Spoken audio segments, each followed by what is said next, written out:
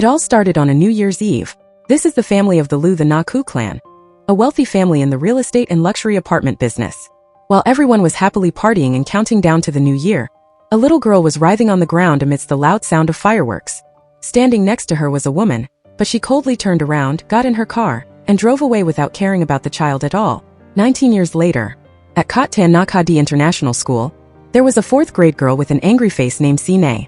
She is the child of a powerful family and the granddaughter of the Lu the Naku family. Sine isn't afraid of anyone, and her goal at school is to bully and tease her friends. Poor little Vam is the target of Sine's bullying because she made her annoyed. Sine threatened Vam and told her to quit school, which made Vam very scared. Sine and her followers cornered Vam and tormented her. Unable to take it anymore, Vam fought back and pushed Sine down. As soon as she realized what she just did, Vam quickly apologized, but Sine wouldn't listen. She grabbed a paintbrush and planned to attack Vam. Just then a friend ran in to call Sine, saying there was an emergency outside. When Sine went out, she saw a student named Yuri standing on the rooftop of the building. Yuri was crying and said she didn't want to live anymore because Sine bullied her every day. Firefighters, medical teams, and police cars quickly arrived at the school. In another scene, a beautiful girl named Saare is a psychologist working with Sine's school.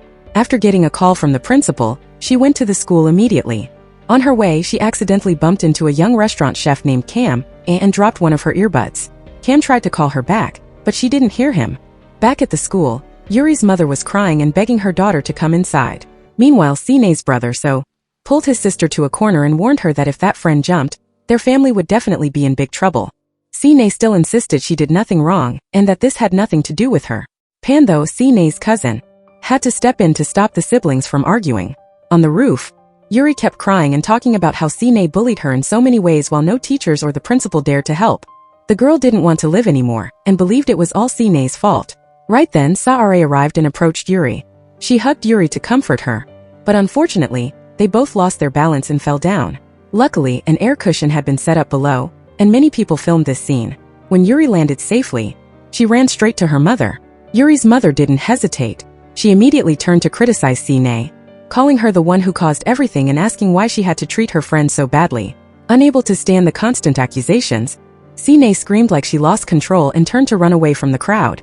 Not long after, news about Yuri being bullied spread all over the papers, and the identity of the main bully, Sine, was quickly made public. Meanwhile, Saare sat on a chair, quietly watching all the news reports filling the television. Right then her phone rang. She answered and calmly told the person on the other end to keep going with the plan. In the evening, at the launch event for the Lu the Naku family's penthouse, Kunari, the mother of Sine and so was there. On the other side were Mrs. D. La, Sine's grandmother, along with Nun and Chaka, Sine's aunt and uncle, who are also Pando's parents. Nun and Kunari are sisters, but it seems Kunari doesn't get along with the family and doesn't like her children being compared to others. A while later, a lady came to talk to Mrs. Dila about the learning space project that would be built on her land. This lady introduced Saare to everyone, as Saare would be the advisor for the project. Nun recognized Saare as the person who saved Yuri at school and quickly went to check on her. But suddenly, Kunari spoke up, saying that if experts had handled it, maybe that girl wouldn't have fallen. While the party was happening, a staff member came to tell Kunari about the situation of Fa Thin, Sine's father. Without waiting, she immediately went outside and found Fa Thin stumbling around while drunk. Seeing that, Kunari angrily scolded him, telling him not to bring the scandalous habits from his father's parties here, and not to forget that he is a police officer. Fa Thin, who was already drunk and out of control, just gave a faint laugh and replied defiantly, saying that he is naturally a person who likes to show off. He even made sarcastic remarks, claiming he could go on stage and act like a fool if it helped the party become more famous. An argument immediately broke out between the two. During the fight, Kunari couldn't help herself and said straight out that she found him disgusting. Fa Thin quickly fought back, reminding her that with that disgust, she still gave him 2 children. Sine and so stood right nearby, frozen in silence out of shame and pain. The 2 children could barely stand having to see their father like that. This moment, Kunari tried to regain her composure and apologized to everyone around for bringing Fa Thin to the wrong place. Then with a cold, sarcastic voice, she added that if they held a party for cats and dogs in the future, she would let Fa Thin be the chairman, as it would probably suit him better. Those words made Fa Thin's face turn red with anger, while Kunari quickly took her children and left before things got out of control. Back at the party, Cam was also there as a performance chef, since his father used to work for this family. Nun Sine's aunt came to talk to Cam. Suddenly, Fa Thin stepped up and mocked Cam, calling him a low-class person who had to beg others for opportunities. Nun quickly pulled Fa Thin away, but he didn't care because he believed their family had done Cam a favor. Nun told him to shut up and then walked away. A little while later, the grandmother and Nun were surrounded by reporters for an interview. While the interview was happening, a reporter suddenly asked a sensitive question about Sine being suspected of bullying her classmate to the point that the friend tried to end her own life. Sine, who was standing nearby and heard it, immediately blurted out a denial in a state of panic. Fa Thin saw this and tried to stop his daughter, but he was too late. Unable to hold back, Sine rushed straight into the middle of the circle of reporters, making them even more excited as they repeatedly asked if she really did those things. Seeing the chaos, Kunari quickly ran over and stood in front of her daughter to protect her. She asked the reporters to keep a proper attitude and only ask questions related to work, not dig into a child's private life. However, a female journalist dressed in black still wouldn't stop. She claimed she already knew about Sine frequently bullying her friends and demanded the girl give an answer right then and there. While the circle got more intense, Saare stood far away, silently watching everything happening in front of her. Unable to handle the pressure from the media, Sine suddenly let out a piercing scream that echoed through the party, startling everyone around her. So quickly rushed over to cover his sister's mouth and pulled her away from the crowd before things got even worse. Kunari also followed the two children immediately. Once they got to the parking lot, so almost pushed Sine into the car, but she kept screaming in a state of panic and resentment. The screaming went on, full of anger. While out of control, Sine started cursing everyone who made her feel cornered. So's frustration went over the limit. He yelled at his sister, saying harsh words that he probably would never say in normal circumstances. Hearing that, Kunari immediately turned and scolded him, not allowing So to insult his sister like that. So was choked up, both angry and hurt, thinking that his mother always took Sine's side, no matter what was right or wrong. But Kunari completely ignored her son's feelings, only focusing on calming down her panicking child. She even blamed the principal for not covering things up well enough, making Sine feel embarrassed in front of everyone. So disagreed, saying that his sister brought all of this on herself. But those words didn't change anything. Kunari just gently hugged Sine, comforting and reassuring her, stating that she would handle the principal herself. She told Sine not to care about anyone else and just listen to her. Kunari insisted once again that their family must control everything, and in her eyes, Sine was not wrong at all. When they got home, Kunari reassured the grandmother, who was very angry with Sine, that every child has impulsive moments. She explained that if the reporters hadn't questioned her so aggressively, Sine wouldn't have reacted so strongly. She also promised to find the newspaper that asked the provocative questions and deal with them. Nun said she had already found it and turned to demand that Sine apologize to her grandmother. Fa Thin walked in, glared at Nun, and reminded her that Kunari was the one who gave birth to Sine, not her. Nun cleverly replied that the person who gives birth isn't necessarily the best at raising a child. The grandmother agreed, reminding Fa Thin that without proper upbringing, the son of a high-ranking police officer like him wouldn't act so poorly. Even so, Fa Thin kept making sarcastic remarks, making the atmosphere even more tense. The grandmother turned to demand that Sine apologize and promised not to do it again. So and Pan though also advised the girl to apologize to get it over with.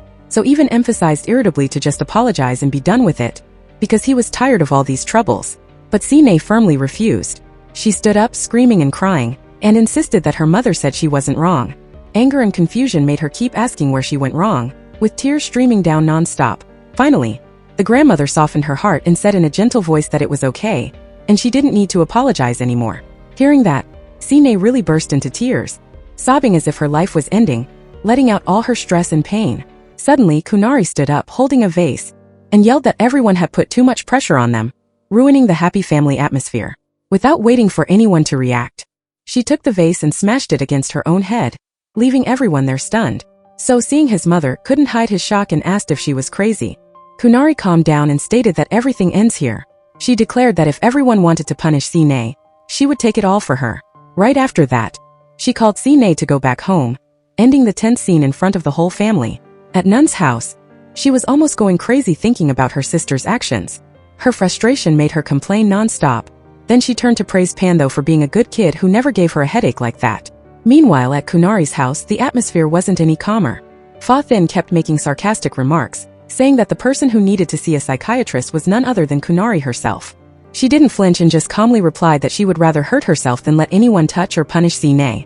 Fa Thin shrugged and kept being sarcastic. He said that if she wanted it that way, she should have said so earlier, because he had a baseball bat in his car that he could bring in for her to use. Then he concluded in a harsh voice, saying that with a mother like her, it's no wonder the kids turn out crazy. Hearing those words, Sine looked straight at her father's face, shook her head, and showed her hatred.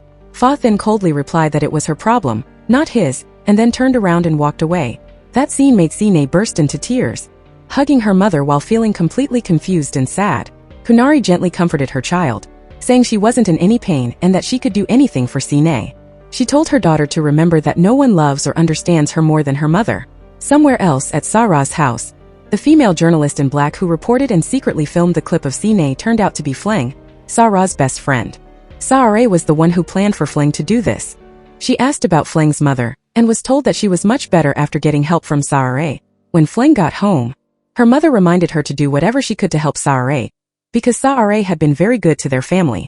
Fleng, with strong determination, insisted that she would stand by Sara until the end in everything. Her mother quietly repeated a deep warning that what goes around comes around. The next day, Sara went to see Dan and I, a senior in the psychology field whom she always respected. Dan and I had watched the news about Sara saving Yuri and looked clearly worried. When they met, Dan and I asked directly why Sara stepped in to help the child. Sara didn't hide it and admitted that everything was just as Dan and I thought, that she acted for that purpose. She knew her senior wasn't happy, but she had no intention of changing her mind. Dan and I tried to advise her, reminding her that the past cannot be fixed, and that a life that cannot move forward cannot be called a life. She even emphasized the harsh truth that the child from that year was already gone. The warning brought Sara's memories flooding back, showing the image of the child left alone, writhing on New Year's Eve with no one to help. That child was her, and her old name was Kamen. Sara choked up but firmly said that a life filled with pain and torment every day isn't really living. She said that only after finishing this could she truly move on. Later, while Sara was shopping, she ran into Cam again.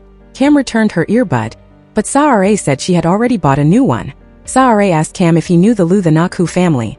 Cam said his father used to work there but quit because he got sick. As the two were about to leave, a transformer in front of the mall suddenly exploded loudly. Hearing the explosion, Sara was so scared that she fainted. Cam helped her wake up, and they went their separate ways once more. On her way home, Fleng ran into Dan and I, who was waiting for her. Dan and I asked her about her and Sara's current plan. Danny's voice was serious as she said if Fleng saw Sara at her worst, she would understand why Dan and I didn't want Sara to go back to that point. Fleng firmly replied that if Dan and I had gone through what they went through, she would understand too. She insisted that the whole group would reopen this case. The next morning, Sara woke up from a nightmare. She went to grab her school uniform, which still had red stains on it. At the school performance while Sine was playing piano, Yuri's mother suddenly rushed onto the stage and caused a scene. She criticized Sine for having the nerve to perform like nothing happened, while her friend almost lost her life. Sine tried to explain and argued she didn't do anything, but Yuri's mother still insisted on blaming her. She said she didn't know how Sine's family raised her, but in society she had no right to treat others like that. After saying that, she pointed her finger right at Sine's head and demanded an immediate apology. However, Sine had never backed down from anyone. She screamed and yelled that she did nothing wrong. Sine rushed in to attack Yuri's mother and threw things around happily. Everyone in the family was stunned. When Cam tried to intervene, Sine hit him with a microphone stand. At that moment, Sara walked onto the stage holding a balloon. She popped the balloon to hypnotize her, stopping Sine's tantrum and making her fall asleep after counting down 5, 4, 3, 2, 1. The reporters and everyone in the hall were completely shocked. Sara held Sine in her arms, looking at Sine's family with eyes full of hatred. The person who hurt her on that New Year's Eve was Kunari. Sara told herself that the child was really gone, but no one had been held responsible yet. She would make everyone pay for what they had done. Time goes back to the past to a man named Chai, who was the father of Sara, also known as Kamen. He had bought a new school uniform for her, but on the way home, he saw a car parked on the side of the road and was curious, so he went closer to look. He looked very scared and tried to run away, but the person in the car chased him and attacked him. That person was none other than Kunari. Sara's father begged, saying he didn't see anything. After that, Kunari went up to a construction site, and Sara's father quickly followed, worried she might be in danger. When she saw the school uniform, Kunari asked if he used her mother's money to buy it. He answered that it was money he earned himself. Kunari didn't say a word. She just took the shirt to wipe her hands and then her feet. Sara's father asked for it back, saying he wouldn't interfere in her business anymore. But Kunari coldly pushed him to the ground and said that just not interfering wasn't enough. Back to the present. Sine was taken to the hospital by ambulance after her outburst on stage. The grandmother ordered none to handle everything properly so the news wouldn't spread any further. As for Sara, she was standing alone to calm herself down. Cam followed and saw that Saare didn't look well, so he hurried over to check on her. But Saare said she was fine. Saare saw the wound on Cam's head and advised him to bandage it right away because she was afraid it would leave a scar. But Cam said he didn't care about scars and maybe it's better that way. It even helps remind him of things that happened in the past. Saare, however, thought that scars only make people remember the pain, and there's nothing good about that. A moment later, Fleng called. So Saare turned and told Cam not to forget to bandage his wound. Fleng and Saare went to meet Yuri and her mother. Turns out, everything Yuri did was part of Sara's plan. Yuri and her mother completely volunteered to follow this plan because Yuri had been bullied for a long time, and the school didn't dare to do anything. Yuri's mother thought that Sara's way could help her daughter.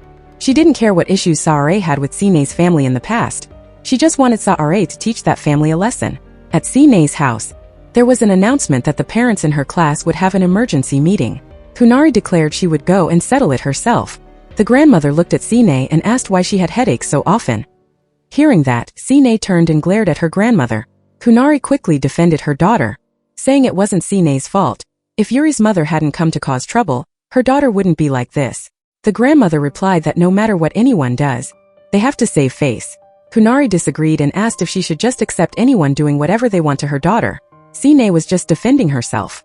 The grandmother shrugged and said if the girl didn't cause trouble for others to attack, then no one could do anything. None advised Kunari to stop talking back to their mother, because if Saare hadn't helped in time, who knows what would have happened. She even said they should have brought a gift basket to thank Saare. Kunari fired back that when it comes to apologizing, her daughter isn't as hardworking at building a good image as Pantho's son. After saying that, she called Sine to go home. The next morning, the parents made a scene with the principal about Sine's situation. They wouldn't accept their children studying with a student who had such aggressive behavior. Fa Thin demanded that they speak nicely when talking about his daughter. Kunari argued that everything happened because someone came to cause trouble, and the school should be blamed for letting it happen.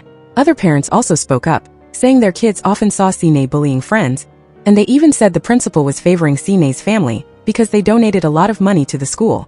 They also said they had donated quite a bit themselves. The meeting became extremely chaotic. All the parents demanded that Sine quit school. The principal tried to stop them but failed. At this point, Bona's father, Mr. Fa Nu, who seemed to be the leader, said they couldn't stay calm anymore. Their children needed to be safe from Sine, whom he believed had mental health issues. Kunari sat there listening and was so angry that she had to clench her hands together tightly. But Fa Thin, who naturally couldn't stand these things, stood up and rushed in to attack the other father. Kunari sat there smiling with delight. Security guards had to come in to stop them. A moment later, the grandmother walked in with Saare, making the whole room go quiet. Saare spoke up, emphasizing that if some adults still can't control their emotions, then how can they expect a 10-year-old child to restrain herself in such a situation? She proposed an alternative solution. Instead of expelling Sine, she would have her take a break from school for 3 months. During that time, Sine must participate in therapy with Saare twice a week. If Sine's condition improves after 3 months, she will receive a certification from Saare to return to school. All the parents agreed with this plan and also somewhat respected Saare because she had helped their children before. The grandmother offered to pay 100,000 baht in advance for the therapy to Saare, but she refused, saying she wouldn't take money early until she saw results. Kunari wondered and asked if she wouldn't take it or if she wanted more, but Saare replied that when reaching this position, money is no longer important. At this point, Fa Thin cut in, joking that then she should take care of Kunari too, because she also looks very sick, then laughed loudly and walked away. Kunari turned to Saare, expressing her gratitude for her volunteering to help, and Saare replied sincerely that she was very willing, because she didn't want to see children grow up to become bad adults. In another development, Bona's father, Mr. Fa Nu, was driving his wife and child home when suddenly stones were thrown at the car, causing the glass to break. Then, they were dragged out and assaulted by a group of people. The next morning, Kunari woke up in a very good mood. She sat watching the news about the incident where Mr. Fa Nu's family was stoned by a gang, leaving him seriously injured, while his wife and daughter were also hurt and being monitored. Sine walked out, saw the news and recognized that it was her friend. Kunari mumbled that karma is real, guessing that person surely won't be able to go to school for a long time. Sine innocently replied that it seemed very much like her also having to stay home from school. Hearing that, Kunari quickly stood up to comfort her daughter, promising that she would do everything to get Sine back to school soon. In another place, Fleng brought Cam's file to Saare. According to the file, Cam has nothing to do with the Lu the Naku family. That information was only written on his job application. He graduated as a chef, and his family background is unknown. Saare feels that Cam has something mysterious related to that family because he seems very close to the kids and Nun. She thinks Cam might be able to help her with something. The story goes back to the past when Saare was still common. She was walking with her parents and was almost hit by a car right in front of the construction site where her father worked. The driver was Kunari, who was still a college student back then. Fa Thin stepped down, scolded Saare for being an idiot and not looking at the road, but also quickly protected his girlfriend, saying she drove very carefully. The grandmother was there and stepped in to stop it, while also stuffing money into Sara's family's hands. Che, the foreman, advised Sara's father to take the money. Kunari cried out, asking how many more buildings he would have to work at to earn that much money. Sara's parents firmly refused the money. They just wanted Kunari to sincerely apologize to their daughter. The grandmother said that money was like an apology on behalf of her and her granddaughter, but Sara's mother replied that money doesn't have a mouth, so how can it apologize? Kunari stood there with her head held high, full of pride. Finally, she stepped forward, threw money in their faces, and said if they wanted an apology, they should wait for the next life when they are born into the same class as her. Fa Thin also stepped forward, cursed Sara's family for being poor and lowly, then left. Sara's parents were angry and about to rush in to fight, but Che stopped them in time, advising them to let it go because he didn't want trouble. At this moment, Saare, little common back then, told Che that her parents weren't wrong, and he replied that sometimes people have to do everything to survive. Whatever way helps you survive, you have to use it. Saare looked at Mrs. Fa and asked her mother if they had to give in to rich people their whole lives. Her mother taught her that when you are not wrong, you absolutely must not give in. At least you must make the wrongdoer realize their mistake so they don't do it again to others. After that, her father promised to buy her a new uniform. But that night, Mr. Chai was killed by Kunari. Saare witnessed the whole thing, and those images haunt her and give her nightmares to this day. The next morning, Saare went to Sine's house to start the therapy session. Right as she started, Kunari and Fa Thin walked in. Saare said that if Sine agreed, they could stay. But Sine turned around and insisted she only wanted to talk to Saare alone, because her parents talk too much and it's very annoying. Having no other choice, Kunari and Fa Thin had to go outside. Fa Thin looked angry and reminded Kunari that she needs to teach their daughter, so she doesn't embarrass him anymore. Kunari smirked and asked if he even had any face left to lose, since her daughter is so tough.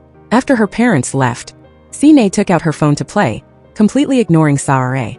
Saare then started imitating everything Sine did until Sine had to speak up and tell her to stop copying. But Saare didn't stop. Sine yelled in anger and threw things around. Saare then took out a small bottle, sprayed something on her hand, and held it in front of Sine for the girl to smell. After that, she started to hypnotize Sine, making her freeze as if she couldn't move. When she woke up, Sine asked Saare what happened to her. Saare explained that she didn't interfere directly, but Sine's own brain and mind performed those actions themselves. She said that because Sine was so angry and out of control, she was very easy to lead. She didn't black out, her brain just temporarily stopped working. Sine curiously asked if Saare could do that to everyone. Saare replied that she couldn't.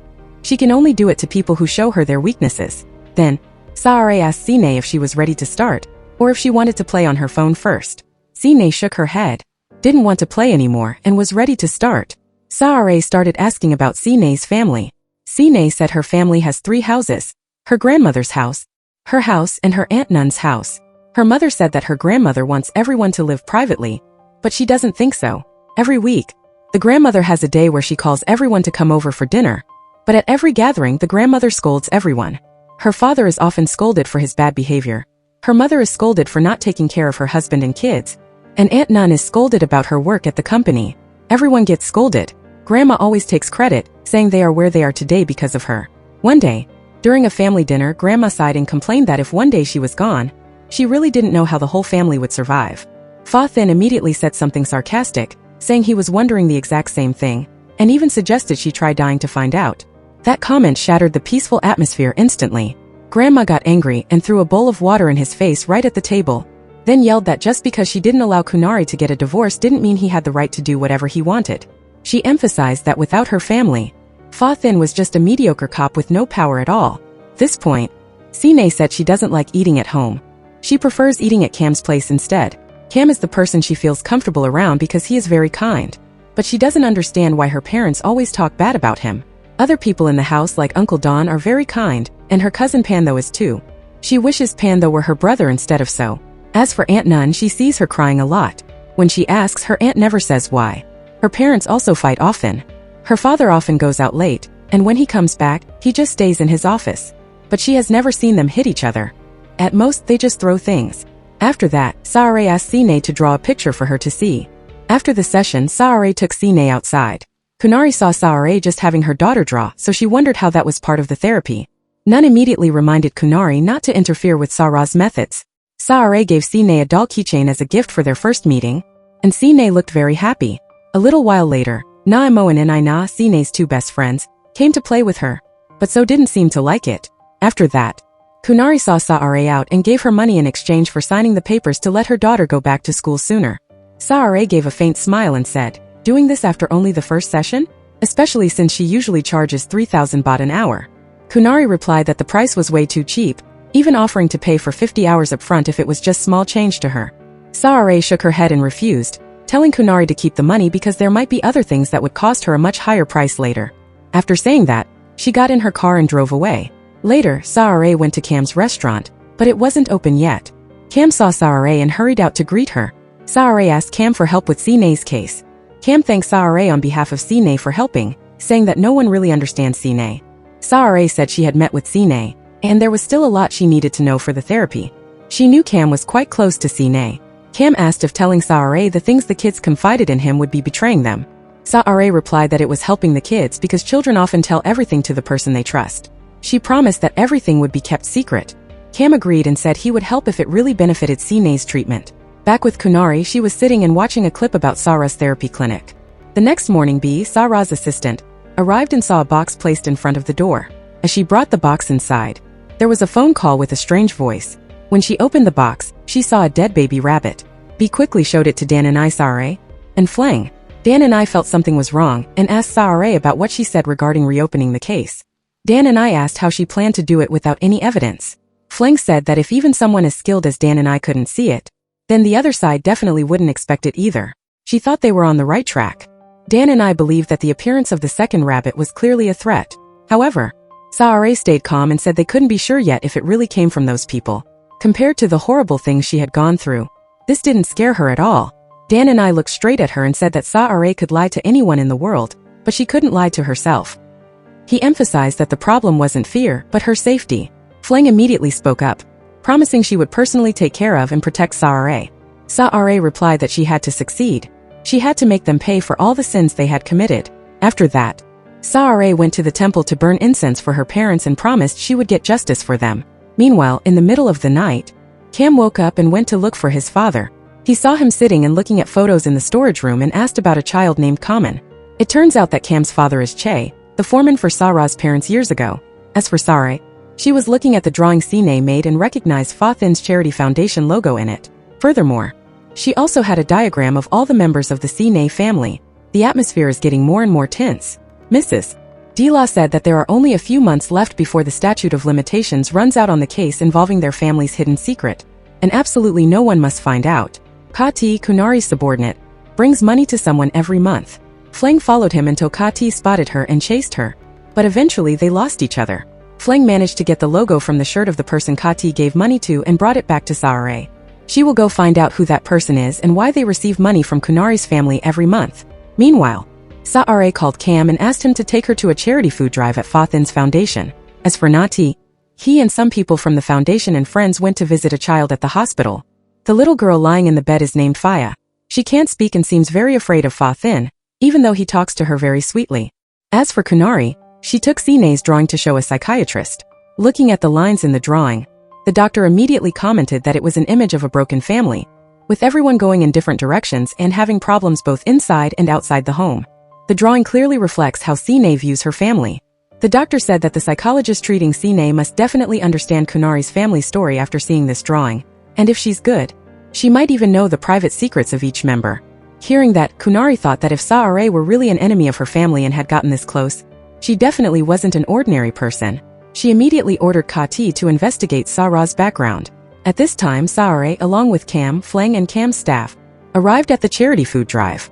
Before going in, Cam told Saare that he and his staff had watched the live streams from Fa Thin's foundation. He felt that Fa Thin treated each child unfairly.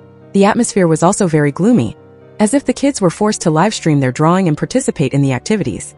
Right after the live stream ended, the posts were deleted. When they arrived, Saare observed the children's drawings and discovered two that looked strange.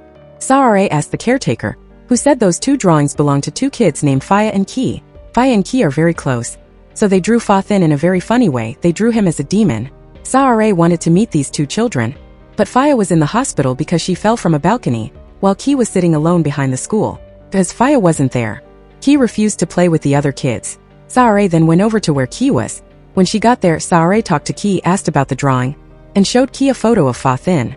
Ki saw the photo and got very scared and started shaking. Meanwhile, Cam and Fling were giving out coloring dolls to the kids when Kunari walked in. Kunari came to greet Cam and asked why he was there giving food to the children. Cam said Saare had contacted him. Kunari said that was strange. Cam also said Kunari was very strange too. She usually never comes here, but today she showed up. Right then Saare walked into the room. The two of them sat opposite each other, each carefully coloring a doll. The atmosphere between them became extremely tense. Kunari remarked that Saare was truly very kind to all the children. Saare replied that she had gone through some strange things lately and wanted to do something to feel better. She mentioned that she just received a strange package sent to her clinic. Kunari guessed that since Saare is so famous, it must be a fan sending a gift. Saare smiled and said maybe it was a fan with an unstable mind, so they had to vent using weird things like that. She also added that she doesn't just treat children. She can also help adults with bad personalities. Then she turned to Kunari and asked if she could help find that kind of person for her. Saare noticed the doll Kunari was coloring looked both strange and complicated. Kunari turned to ask her, looking surprised, asking how she noticed just from a quick look. She also wanted to know what Saare understood from Sine's drawing. Then Kunari turned the doll around and said her idea was inspired by Saare. As red water flowed down the doll's neck and face, Saare replied that her doll was also colored based on inspiration from Kunari. Beautiful but with a touch of dirtiness. Both of them stared at each other intensely, their eyes full of challenge as if they wanted to swallow the other person alive. This point, Cam came over and asked Saare directly if something was going on with Kunari, because he felt something was off. Saare replied that Kunari didn't seem to like her since she started Sine's therapy. Cam then asked if Saare had a hidden reason for asking him to take her to the charity foundation. Saare explained she only wanted to see if Fa Thin's foundation, which was part of the reason for Sine's problems, had anything shady going on. As for Fa Thin, he went to the hospital to look for Faya. When Faya opened her eyes and saw Fa Thin, she was extremely shocked and terrified, crying and pressing her hands together to beg him. Fa Thin threatened her, told her to stop crying, and said that the reason she fell from the balcony and broke her leg was because she purposely jumped to escape him.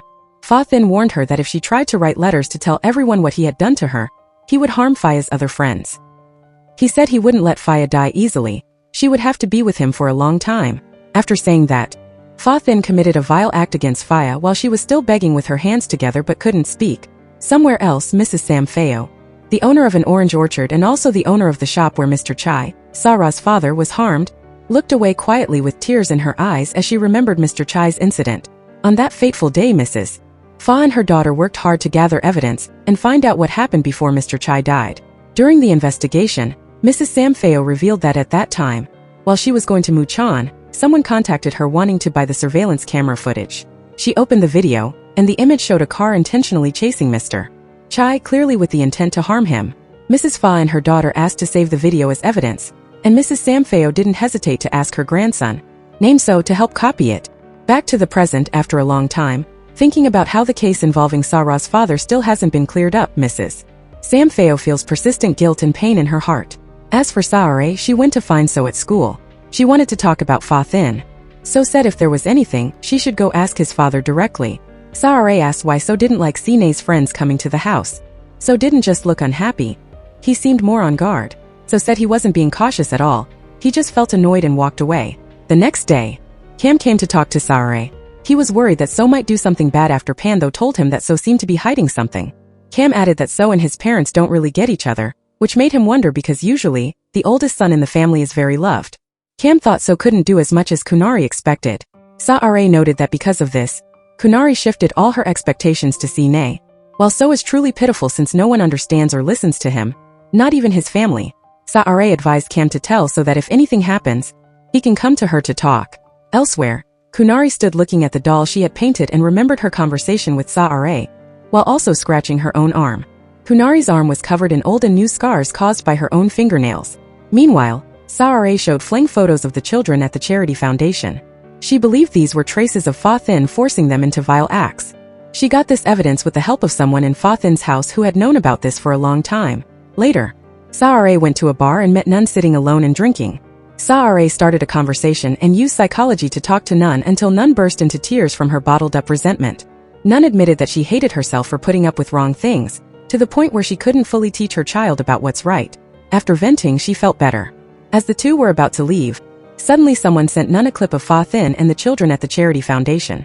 Seeing that, Nun felt nauseous and disgusted, to the point that she dropped her phone. She quickly threw up into her handbag. Saare picked up the phone and watched the clip, pretending she had no idea and acting shocked, then turned to ask Nun if she was okay. Nun was still in shock but replied that she was fine and took the bag to throw it away. After getting home, Nun showed the clip to Fa Thin, but he wouldn't admit it, saying it was an AI-generated clip. Nun said she didn't just see one clip. She said she would tell her mother to have Fa Thin move to work somewhere else that wasn't the charity foundation. Fa Thin didn't agree. Nun said if he wouldn't think about them, he should at least think about his own daughter because Fa Thin has a daughter too. Just then, Kunari walked out. Fa Thin didn't dare tell the truth and rushed up to the bedroom. Kunari knew for sure something was up, so she told Fa Thin to just tell her everything because she could help with anything. At the same time, Nun texted saying she wouldn't tell anyone about this, but Fa Thin had to do whatever she asked. After reading it, Fa Thin quickly walked away from Kunari. When Nun got home, she saw Don waiting for her. He said he saw that Nun had parked the car a long time ago but didn't see her come inside. Nun lied and said she was looking for something in the car. At midnight, while Nun was sleeping, Don secretly took her phone and saw the clip of Fa Thin. He quickly sent that clip to his own phone. As for Fa Thin, he couldn't sleep and was restless, looking for cameras in the house to see who sent the clip to Nun, but he couldn't find anything. Meanwhile, Saare was driving home when her car suddenly stopped moving in the middle of heavy rain and intense thunder and lightning. Saare was terrified and sat down, crying her eyes out. Right then, Cam showed up and helped her. He took Saare back to his restaurant and comforted her. Cam told Saare that she was safe now, until Saare felt better. Saare wondered why Cam knew how to comfort her like that. Cam replied that he had asked ChatGPT. The last time he saw Saare acting strangely, he wanted to find a way to help her. Just now, while driving back to the restaurant, he saw Saare taking shelter from the rain, and hearing the loud thunder, he remembered she's scared of noise, so he hurried out of the car to find her. Cam gave Saare clothes to change into and made her a drink. The two sat and talked for a while until Fleng came to pick Saare up. Early the next morning, the scene shifts to So, who stood watching his father angrily talking on the phone because he couldn't find out who sent the clip to Nun. Actually, the person who helped Saare find the evidence was So. Going back to a previous time, So decided to go talk to Saare after Cam spoke to him. Saare promised to keep what So told her a secret.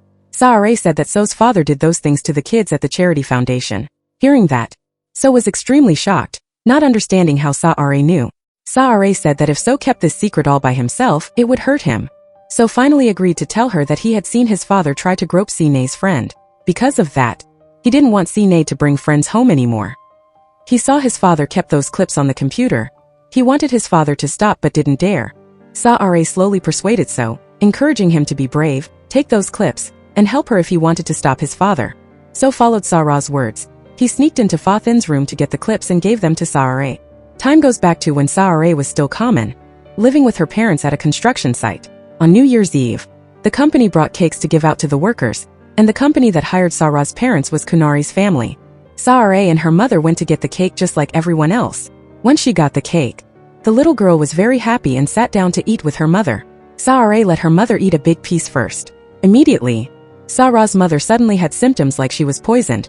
She fell down, foamed at the mouth and passed away. Saare was terrified. She ran to call the other workers to come look, but it seemed like everyone was drunk and had fallen asleep. The representative who handed out the cakes called to report to Kunari that she had handled everything. Saare ran outside, and the little girl also started having symptoms just like her mother. Kunari walked up to the girl and said that Saare was being greedy, and the cake must have been delicious. Since the new year was coming, she said she would stay and be friends with Saare, then lit a sparkler and shoved it into Saara's face. Saare screamed in pain, while Kunari got in her car and drove away. Back to the present. Today is Saara's birthday. She went to the temple and blew out birthday candles in front of her parents' photos. As she was about to leave, she met Cam. He said he also came to the temple to visit his mother. Cam asked Saare if she had talked to So yet and if he was okay. Before Cam went to his mother's memorial, people could see that his mother's urn was placed right next to Saara's parents' memorial. In another scene, while sitting at the dinner table, Sine refused to eat her rice. She only wanted to eat food from a shop. The grandmother then said they would go out to eat another day. Fa Thin cut in and said if they went out to eat, who would she scold then? Every time they eat together, no one gets to say a word besides her cursing this person or scolding that person. If she didn't get to take her rage out on someone, her head would probably explode. Nun told Fa Thin to be quiet, saying that normally Fa Thin acts terrible enough already, so now at the table, he should be quiet for a bit and listen to Grandma. Fa Thin wouldn't listen and turned to ask Nun why.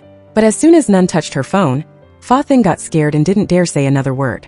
Don then said if everyone were as well behaved as Pan though, Grandma wouldn't say anything, and if someone is being scolded, they should look at themselves. Fa Thin immediately turned to Don and said that no one is better than Don's kid then. If the Buddha took 7 steps when he was born, then Don's son must have taken 10. And his own son was probably born knowing how to moonwalk. Kunari couldn't stand it anymore. She stood up and slapped Fa Thin right in the face. Fa Thin asked Kunari how she dared to slap him. Kunari said if his parents wouldn't teach him, then she would. Fa Thin then rushed in and pushed Kunari over. Don and Kati had to step in to stop them, but Fa Thin wouldn't stop. As for Sa-Ra and Fleng, they were hearing all of Fa Thin's arguments with Kunari, and every word everyone said at the table, because she had hidden a listening device inside the doll she gave to Sine. In another place, Cam looked for Sa-Ra at the clinic to give her a birthday present. Just then, a police officer chasing a criminal accidentally hit a child in front of the clinic. Everyone rushed out to help. This officer is Captain Bam, and he is also an acquaintance of Cam's.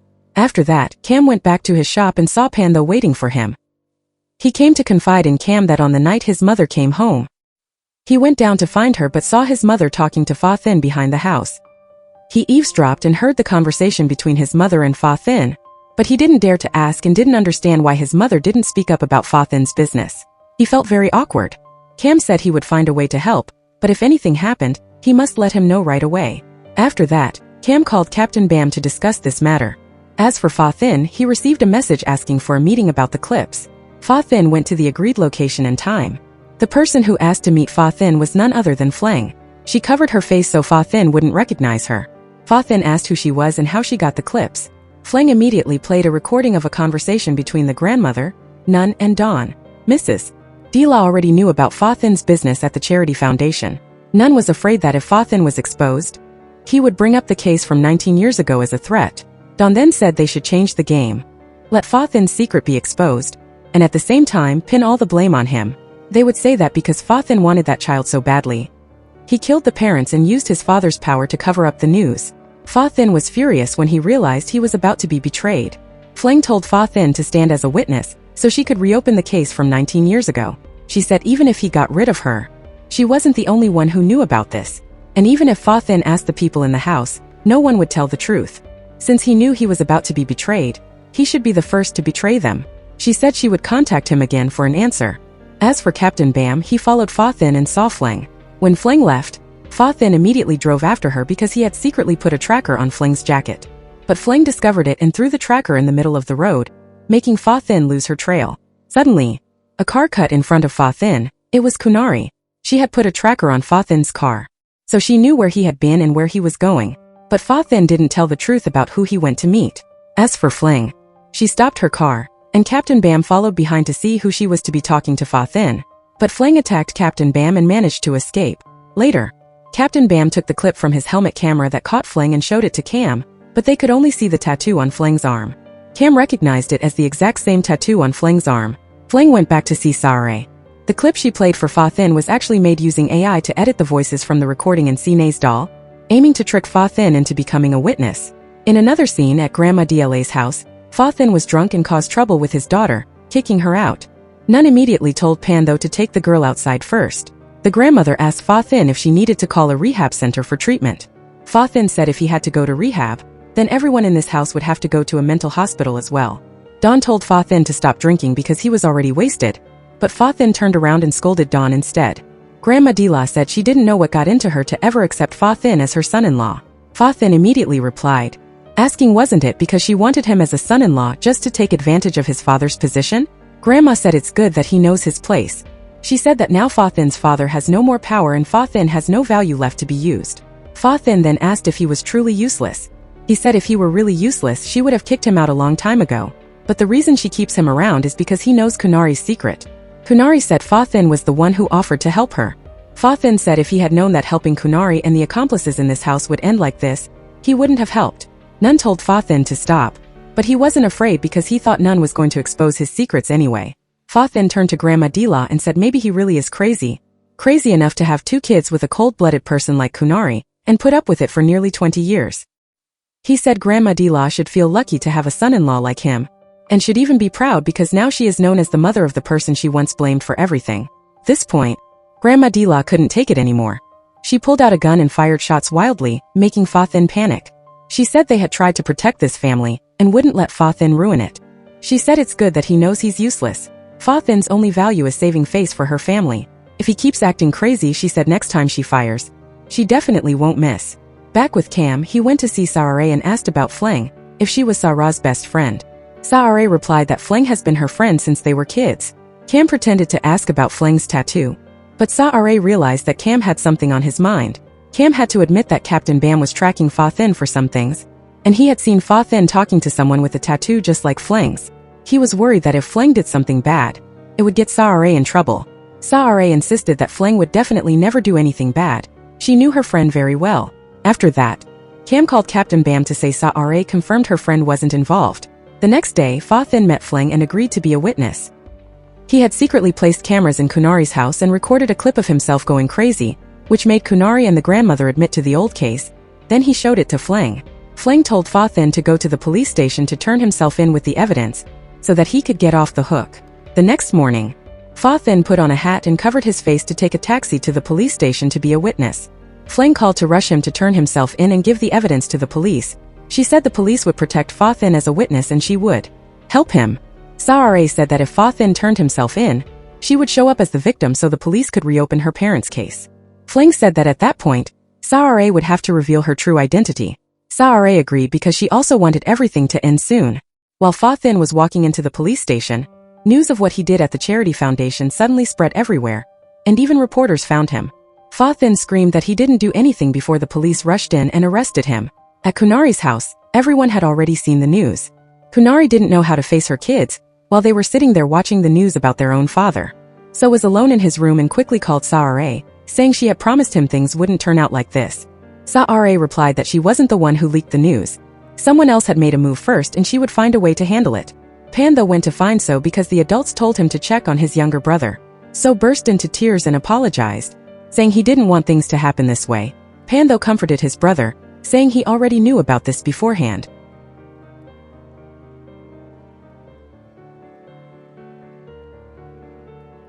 As for Dila, she was extremely angry because the news was leaked. She asked Kunari and she said she didn't know. Nun also apologized to her and said she had known about this for a while but didn't tell anyone. Grandma Dila was so angry that she took it out on Nun until Don stepped in to stop her.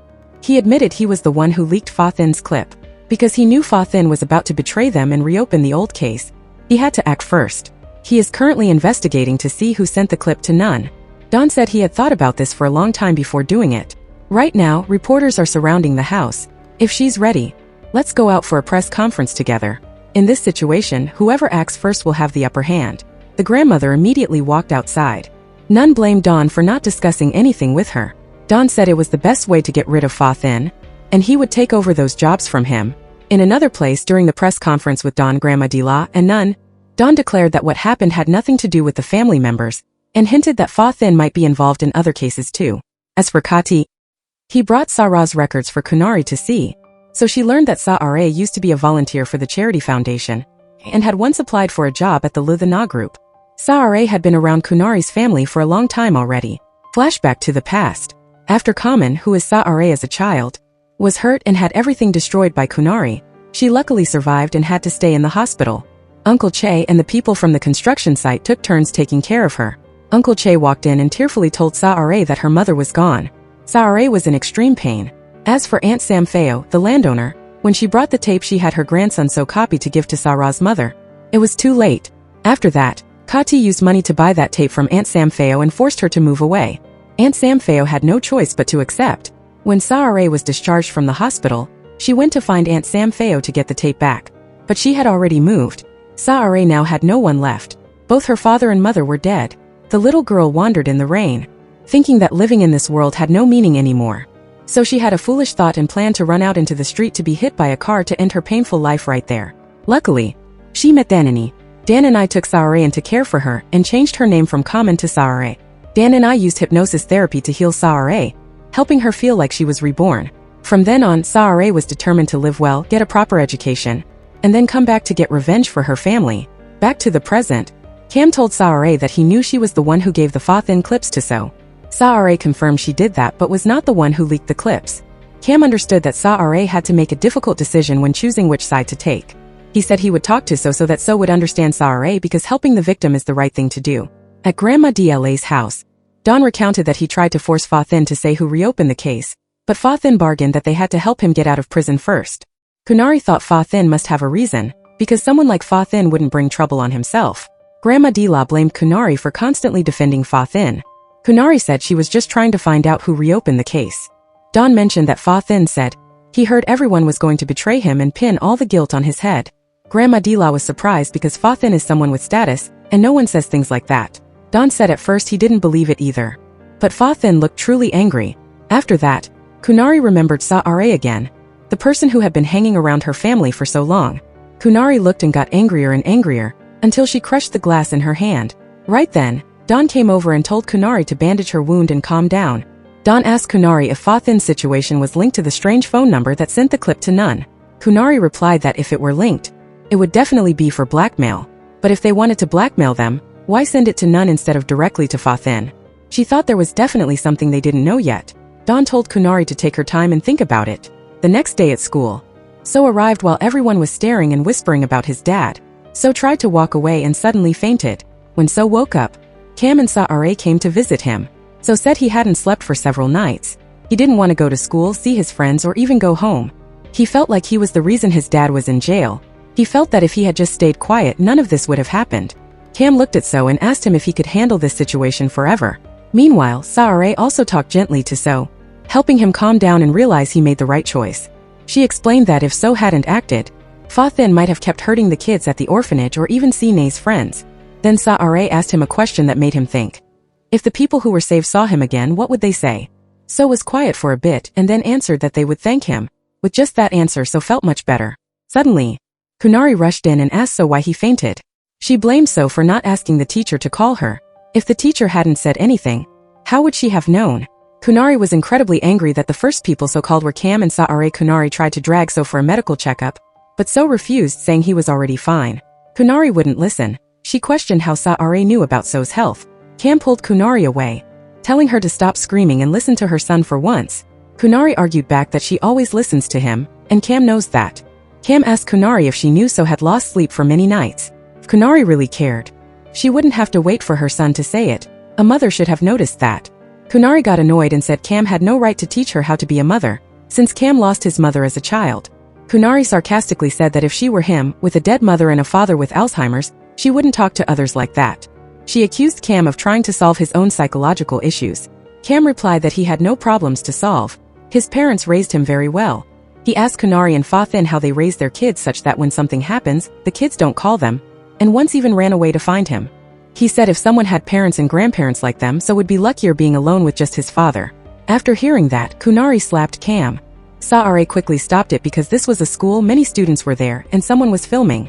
Saare told Kunari to go home first, and So would come home on his own later. Kunari turned to glare at So, but So chose to hold Sara's hand. Kunari had to accept it and left. After that, So went into class. Cam and Saare took So in. So apologized for his mother, but Cam said he wasn't mad at So. He said whoever does something must take responsibility. Children shouldn't have to carry the burden for their parents. In another scene, Sine was watching the clip of Kunari yelling at school, which had already gone viral on social media. In the comments, many people felt sorry for So, saying his family was constantly in trouble. From the parents to the sister, everyone had issues. A while later, Kunari came home. Sine immediately ran over, asked what her mom did, and held the clip in front of her. She blamed her mother for always making everyone in the house stay quiet. So why couldn't she stay quiet this time? She choked up and asked how she could go back to school after this. Kunari tried to explain, but Sine wouldn't listen at all. In confusion and anger, she screamed that she hated her mother and then ran outside. As for Captain Bam, he tracked and found the person who went to talk to Fa-Thin. When he saw the full name, Captain Bam found it very familiar. He took a childhood photo out of his wallet to look and realized immediately that this was Fleng. Captain Bam was childhood best friends with Fleng and Saare. He immediately went to Fleng's address. Fleng was very surprised to meet Bam again. Bam once saved her from some thugs at a construction site. Flang told Bam about her and her mom's situation. How they were harassed in their business, had to pick through trash to sell, and her mom got sick. Luckily, someone helped just in time. She thought they wouldn't make it. After that, Bam asked Flang about Common. He said the image of Common back then still haunts him. After Common left, there were rumors she had died, which has made him feel guilty until now because he couldn't help his friend. Flang stayed quiet, not daring to say that Saare is actually Common now. Bam said that injustice was what made them suffer like that, so he chose to become a cop. And now the law is in his hands. Flang asked Bam if there was a way to help Common, would he be willing to do it? Bam said he's willing to do anything. Bam said that since that day, he had tried every way to uncover the truth for Common's family, but so far he hasn't been able to do anything. He wants to apologize to Sara's parents because he hasn't been a good cop yet. But if there's a chance, he promised to do everything to make those who harmed them pay. Flang said Bam would surely have a chance soon. Before, they couldn't do anything with the case because no one involved was around. But now there's someone directly involved. Bam asked confusedly how that was possible, since no one was left from Common's family. Right then Saare walked in. Bam greeted Saare like normal, but Saare revealed she is Common. She thanked Bam for still being the same friend from back then. First Bam didn't believe it, but when Saare said the phrase they used to say as kids, that they only have each other, Bam was sure it was the real Common. He quickly gave his friend a big hug, happy that she is still alive. Meanwhile, Grandma Dila sent Dawn to handle the Fathin situation. She's afraid the clip in Fathin's hands will be leaked. She is determined not to let her family get involved in another scandal. The statute of limitations for the case is almost up, and she's willing to pay whatever it takes. Back with Flang. She took Saare to Aunt Samfeo's orange orchard. Flang immediately recognized Aunt Samfeo's grandson, so as the person who received money from Kati, Saare pretended to contact them to buy oranges. After that, so led them to see the orchard. Saare pretended to forget her phone so she could split off to spy on the owner, telling Flang to go with So first. He said Aunt Samfeo had a guest. Saare went to see the owner and was extremely shocked to see it was Aunt Samfeo. Kati was also there talking to Aunt Samfeo about the case from 19 years ago. Kati asked her if anyone had asked her to be a witness, and she said no. Aunt Samfeo asked Kati back why he was asking about this, then asked if Kati had talked to the other person yet. Saare was hiding outside eavesdropping, and she was terrified to realize the orchard owner was Aunt Samfeo. She accidentally knocked something over and made a loud noise. Kati heard the noise, turned around, saw Saare and ran to check it out. Luckily, Saare managed to run away just in time. Flang was also very shocked to see Kati there. Saare told Flang that the owner of the orange orchard was indeed Aunt Samfeo. Flang was just as shocked because both of them had been to Aunt Samfeo's orange juice stall before. Saare mentioned that Aunt Samfeo also asked Kati about someone else. She guessed there must be someone else who knows about this. Flang and Saare approached Aunt Samfeo and pretended to chat, saying they planned to open a smoothie shop in a building owned by the Luthana Group. As soon as she heard that name, Aunt Samfeo was startled, and her confused eyes turned toward her two grandsons. Taking that chance, Saare cleverly asked why she had run away from Bangkok to come back here, wondering if something happened in the city that made her not want to stay. Aunt Samfeo hesitated for a moment, not knowing how to answer. Seeing that, Flang chimed in, intentionally emphasizing that if she lived in Bangkok, she must know the Luthana Group, a famous company with tons of beautiful apartments. But Aunt Samfeo only replied that she didn't know about those things. After the conversation, Saare asked to leave. Aunt Samfeo told her to take some oranges home for a refreshing drink, but Saare turned back and refused, saying she already knew her oranges were good. Flang said she thought Aunt Samfeo was dead because after she promised to provide evidence, she disappeared. Saare said on one hand she was glad the aunt was alive, at least they were once close. On the other hand, she was disappointed because the aunt had betrayed them. Flang guessed the money she received every month was hush money. Saare said the fact that the aunt ran out to warn them before they left probably meant she wasn't on the other side. She said she would bring Aunt Samfeo and the person she mentioned as witnesses, plus the clip from Fathin's phone that Bam would help get. She thought everything would be strong enough to reopen the case. She would convince Fathin to be a witness one more time. Flang said she was starting to have hope but still wasn't sure if the aunt would lie to them again. As for Sine, she was still sitting silently in front of the screen, her eyes glued to the toxic comments left by students at school. People called her a crazy girl, said her parents were crazy too, mocked her family as a bunch of freaks, and said her dad would end up in jail for life. Those words kept repeating in front of her eyes, making Sine's whole body shake. Even so, she didn't stop clicking on every comment mocking her, pressing her finger so hard it felt numb as if it were about to break, while the phone screen was so strained it looked like it could crack at any moment. At that time, So came and snatched the phone out of his sister's hand, telling her not to reply because it would only make things worse and that those people would be reported. But Sine refused. She said she would make those people disappear, screaming to get her phone back, so didn't give it to her. So Sine said so wasn't doing anything, just letting people insult her and their mom and dad. So replied that their family really was wrong and to stop blaming others. He said their mom cursed Cam and Saare, while their dad broke the law. Sine screamed that their family wasn't wrong and lunged to grab the phone back, causing it to fall to the floor and turn off. Angry, Sine snatched So's phone and threw it away, saying that now both were broken. So got angry because his sister was acting crazy. So he threw things around in Sine's room. Sine screamed at So to get out. So picked up the doll that Saare gave Sine, threw it on the floor and stepped on it. Sine let out a loud scream until Kunari ran in. When Kunari got there, she didn't ask what was going on. She turned and scolded So for making his sister cry. So cried and asked his mom why she didn't ask what Sine had done. And then he left. Kunari comforted Sine, but Sine wouldn't listen, screaming as she ran away. Suddenly, Kunari saw an object on the keychain from Saare. She picked it up to look and realized it was a listening device. She was so angry that she ground her teeth together. As for Saare and Fleng, they also knew the listening signal had been completely cut off, so was looking at his childhood photos from when his parents still loved each other. He remembered that when he was little, Saare always sent him voice clips to listen to before bed so he could sleep well. At school in the morning, Cho and Sine's friends were live streaming on social media, talking about Sine and her family. Sine suddenly showed up at school that day because she sneaked in with her brother. Sine caused trouble immediately. She held a paintbrush and planned to attack Cho, but Saare stopped her just in time. The school called the parents from both sides. Saare came to talk before Kunari arrived. Cho's mother wouldn't accept it and demanded to sue Sine to the end. Saare showed Cho's mother the livestream. Sine's action wasn't successful yet, but Cho's action had already happened. Cho's mother had to stay quiet and didn't make a big deal out of it anymore. After that, Kunari came to school and took Sine home without saying thank you to Saare for resolving the matter. Saare ran after Sine, trying to explain that even though her friends didn't press charges, Sine's action was still wrong, and if she hadn't stopped it in time, things wouldn't have ended smoothly like that. But Sine only replied that her friends mocked her and deserved it. Saare then emphasized that no one has the right to cause physical harm to others. If Sine bullied her friends, it didn't mean her friends had the right to hurt her. At that moment, Kunari spoke up for her daughter, insisting that Sine was just defending herself. She turned to Sine, told the girl she wasn't wrong at all and didn't need to apologize to anyone, then took her to the car to wait. Before leaving, Kunari thanked Saare for her good intentions and advice for her daughter, but still emphasized that it was best if Saare didn't interfere in their business.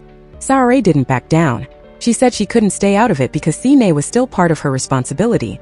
Observing Kunari's attitude, she commented that she seemed uncomfortable when she couldn't control everything herself. Saare frankly asked if Kunari really loved her daughter, because what she was doing was only harming Sine.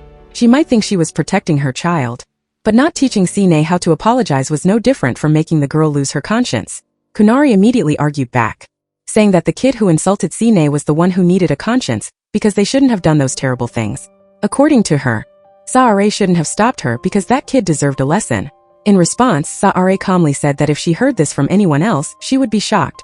But from Kunari's mouth it wasn't surprising at all. Kunari stared at her, saying Saare seemed to know her too well, as if she intentionally interfered with her family from the beginning. Kunari warned that Saare always acted determined, but just one wrong step and she could lose her life. Saare didn't flinch. She stated she was mentally prepared, and for sure she wouldn't be the only one falling down. Later, Saare told Fleng about what Kunari said. She thought Kunari had definitely found the listening device but didn't know exactly why Saare did it. Saare thought someone like Kunari was gathering information to strike back. Fleng said they had to finish something quickly before Kunari got enough evidence. Captain Bam arrived and said he had done the paperwork to get Fa Thin's phone, but they still didn't know who the witness Aunt Sam Feo mentioned was. A while later, Cam walked into the shop with Zoe. Seeing Saare, Fleng, and Captain Bam together, he tried to hide. When Zoe said Captain Bam might be flirting with Saare, Cam rushed in to intervene immediately. Saare lied and said she was consulting Captain Bam about Sine. Since Sine sneaked after her brother and sister to school and tried to attack her friends, Saare wanted to know if Sine would face a lawsuit, so she went to ask Captain Bam. Back to Sine. The girl was screaming and grabbing an iPad from the maid's hands because Grandma Dila had banned her from social media. The maid was no match for Sine. Grandma Dila walked in and slapped the maid for not following orders and failing to hold Sine back. Kunari went in to see her daughter and told Grandma she was overdoing it. Grandma Dila said if Kunari couldn't manage her child, she would do it herself. Sine screamed louder and threw things, causing So and Pando to run over to look. Grandma Dila said there was no need to take Sine to therapy with Saare anymore. Just put her in a mental hospital. Sine stopped screaming, pushed Grandma Dila away, and said she hated her. Sine ran to the house balcony and threatened to jump to get attention. Kunari rushed over to stop her child. Sine said if she loved her, give the iPad back, but Grandma Dila wouldn't agree, saying Sine could do whatever she wanted, just so she'd know that no one would spoil her forever. Kunari turned to beg Grandma Dila. Grandma Dila said she would control the girl's social media use herself. When Grandma Dila wouldn't give in, Sine threw a shoe at her. So and Pando saw the situation was bad and ran to get an air mattress to put on the ground. Kunari and Grandma Dila rushed to pull Sine back but couldn't match her strength. The three struggled and Sine slipped and fell. Luckily, Pando caught her in time. Dawn and Nun also just arrived. After that, Sine was taken to the hospital because she was unconscious. Nun called Saare to come. Kunari pointed her finger right at Grandma Dla's face, blaming her for putting her daughter in such a tragic situation. Before an argument could even break out, Dawn got new news. They tracked down the person who sent Fathin's clip to Nun, who might be someone hired to open the phone line by the person wanting to reopen the old case. Right then Saare walked in. Kunari immediately made a sarcastic remark that Saare came so fast, as if she were always lurking around here. Nun stood up to explain that she was the one who called Saare. This had gone beyond what the family could handle, and they had to ask Saare to step in. At this point, Dawn objected, thinking Nun was making a mountain out of a molehill. But Nun coldly replied, asking if her niece screaming and wanting to jump wasn't serious enough. As for Sine, she was safe but had a broken arm. Nun believed Sine's mental state had become serious and needed an expert to step in. This comment made Kunari angry because she wouldn't accept anyone saying her daughter wasn't normal. However, even Grandma Dila admitted that Sine's behavior was truly unstable. Kunari immediately brushed it off, declaring that Nun couldn't interfere because Sine wasn't Nun's daughter. Nun replied that Sine was her niece and she had a responsibility to care. Kunari then insisted that even if Sine were sick or even considered crazy, she didn't care about the gossip. The only thing she wanted was to stop things from getting worse for her daughter because she really loved her. However, Nun asked back if Kunari had ever spent time talking to or asking about her child's feelings since Fathin was arrested. According to Nun, Kunari's belief that she could manage her child only led to a wrong upbringing, and that was exactly what put Sine in this situation today. Nun believed that if anything happened to Sine, it wasn't Grandma Dla's fault, but Kunari's own fault for raising her child poorly and always blaming others instead of looking at herself. These words made Kunari so angry she was shaking. She stepped close to Nun, staring as if to warn her, but then suddenly turned around and slapped Saare. According to her, the person who should be criticized wasn't herself, but Saare, who had constantly interfered in her family's business and made everything a mess. She turned to ask Saare if she agreed with that, but Saare only calmly replied that Kunari had already judged her, so any answer was pointless. Kunari laughed, then mentioned how Saare had signed up as a volunteer for Fathin's foundation, applied to work at the Luthana group, and then volunteered to treat Sine. She said those coincidences were hard to believe. Not only that, she also revealed she had found the listening device hidden inside the doll given to Sine, concluding that Saare had been hanging around her family for a long time and definitely knew many other secrets. Cam tried to mediate, saying it might just be a misunderstanding, but Saare confirmed that everything Kunari said was the truth. She explained that after graduating, she wanted to use her expertise to work in prestigious organizations to gain experience. Her showing up at the charity foundation and the group was just a coincidence, but through that, she realized the problems in how Sine was being raised. As for the third time when she decided to treat Sine, it was an intentional choice because she believed the girl needed help. Saare also said she couldn't force a child to show certain behaviors, and if Sine didn't have those abnormal signs, she wouldn't have had a reason to interfere in this family's business. Regarding the listening device, Saare admitted that she couldn't know if the people she once helped really told her everything, especially children. Sometimes they don't even understand what they are thinking themselves. Kunari still acted like she didn't believe Sara's words. Facing that attitude, Saare calmly explained that if she wanted an easy job without having to deal with pressure or trouble like this, she could have just chosen to do a half-hearted job, finish the therapy sessions, sign the confirmation forms, and take the money without caring if she actually helped the patient or not. She definitely didn't rush over here just to get slapped. Even though Kunari remained suspicious, the people around her started to believe Sara's words more.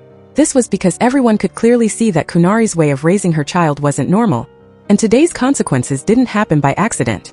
A while later, So ran over to report that Sine was out of the emergency room. Grandma Dila said only family members were allowed in. After that, Saare went outside with Cam. Cam received a phone call saying his father was hospitalized. Cam rushed to the hospital, and Saare followed him. At the hospital, Saare was very shocked to see Cam's father's name. He was actually Uncle Che, the boss of her parents. Looking at his face, she was even more certain it was the same person. Saare accidentally broke a glass. Che saw Saare, which made him think of Kamen immediately. Che went up to Saare, cried and called Saare Kamen, asking if Kamen was okay. Saare was amazed when Che called her name. Che hugged Saare, saying he was sorry and to forgive him. Cam pulled his father away, saying this was Saare and not Kamen, and told Saare to wait outside for him. Saare walked out in shock. Cam went out to apologize to Saare because his father's illness had relapsed. After that, the maid showed Cam the video from the security camera. The person who came to find Cam's father before he fell was Kati. In the clip, Cam's father told Kati that he had given all the evidence to Kati's boss and he had nothing left to say. Saare saw the clip and thought back to Aunt Samfeo asking Kati about another witness. She thought that it must definitely be Uncle Che. She immediately called Fleng, saying she knew who the next witness was. As for Cam, he tried to look up information about Saare. Cam remembered the time he asked Saare if she was trying to get close to the Lu the Na family for some purpose. Saare answered frankly that she was, but she asked not to say what it was because she didn't want to lie to Cam. This made Cam want to know what Saare planned to do even more. Somewhere else, Captain Bam pretended his car broke down in front of Aunt Samfeo's orange orchard. He went in to ask for her mechanic's number. While waiting for her grandson to get the number, Captain Bam pretended to talk to Aunt Samfeo. Acting like he remembered Aunt Samfeo used to have a shop near the construction site in Bangkok. He said he was Bam, the kid at the construction site back then. Captain Bam talked while walking around asking to use the bathroom. He went into Aunt Samfeo's house to secretly install a camera and a speaker. Saare planned to change Aunt Samfeo's mind so she would help her. Her method was to hypnotize Aunt Samfeo by playing audio every day while she slept. To change her through her subconscious because she always felt guilty but didn't dare to speak. If she were forced directly, she would get scared and run away. In another development, after Captain Bam helped Saare secretly place a camera and a speaker in Aunt Samfeo's house, Saare used them to hypnotize the aunt every night while she slept. This was meant to make Aunt Samfeo's subconscious feel guilty, and Saare succeeded. She made the aunt want to speak the truth to free herself from the nightmares. Saare and Captain Bam discussed Cam's father together.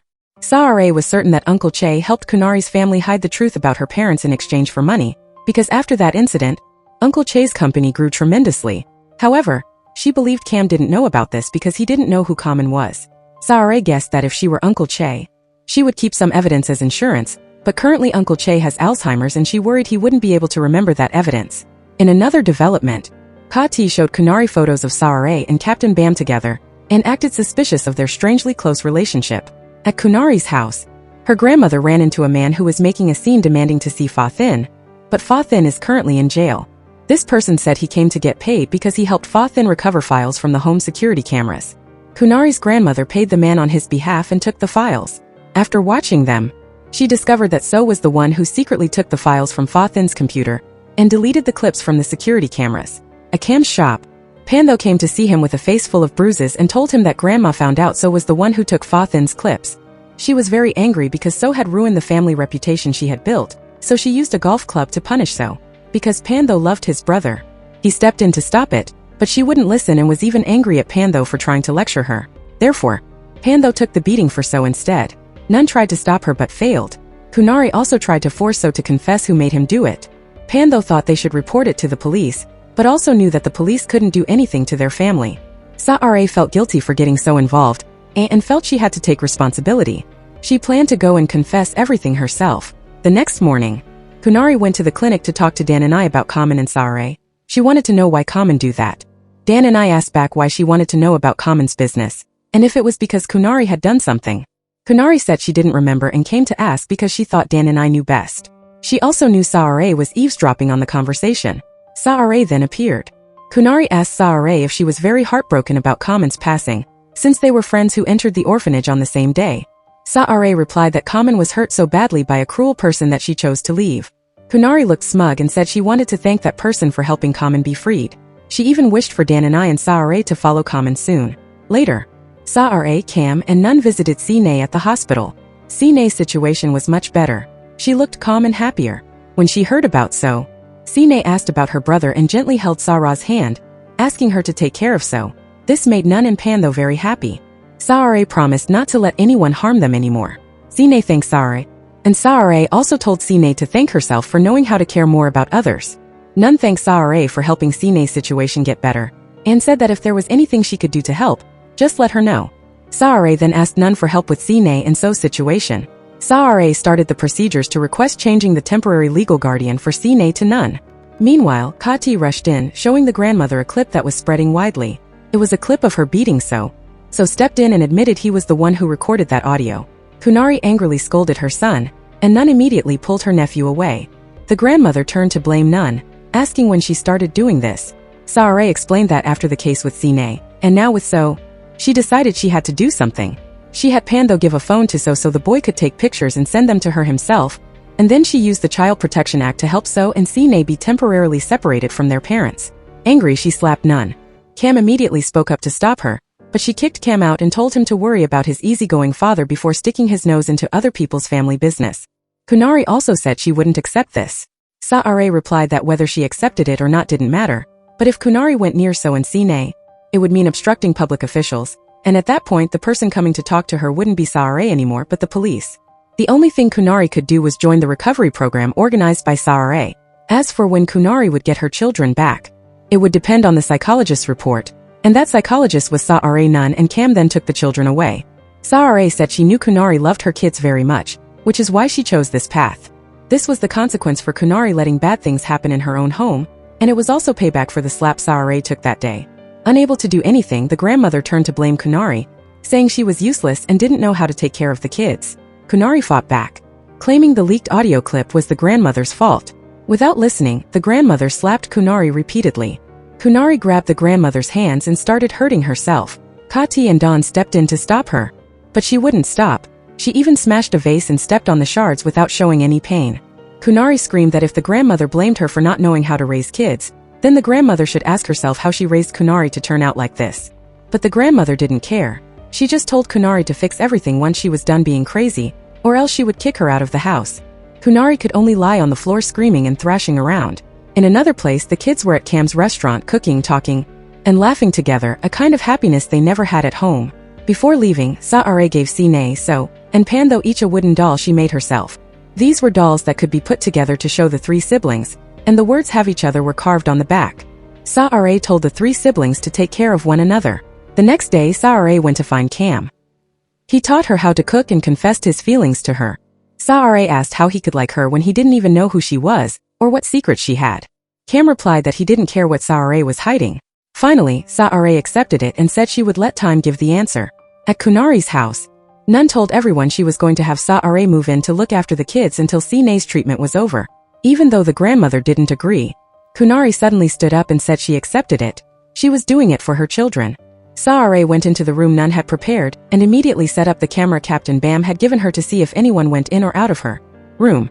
The grandmother went to Kunari, angry that she hadn't fixed anything and had even let Saare into the house. A while later, Nun called Kunari and said she had done what she asked and hoped she would treat Saare well. Kunari thanked her.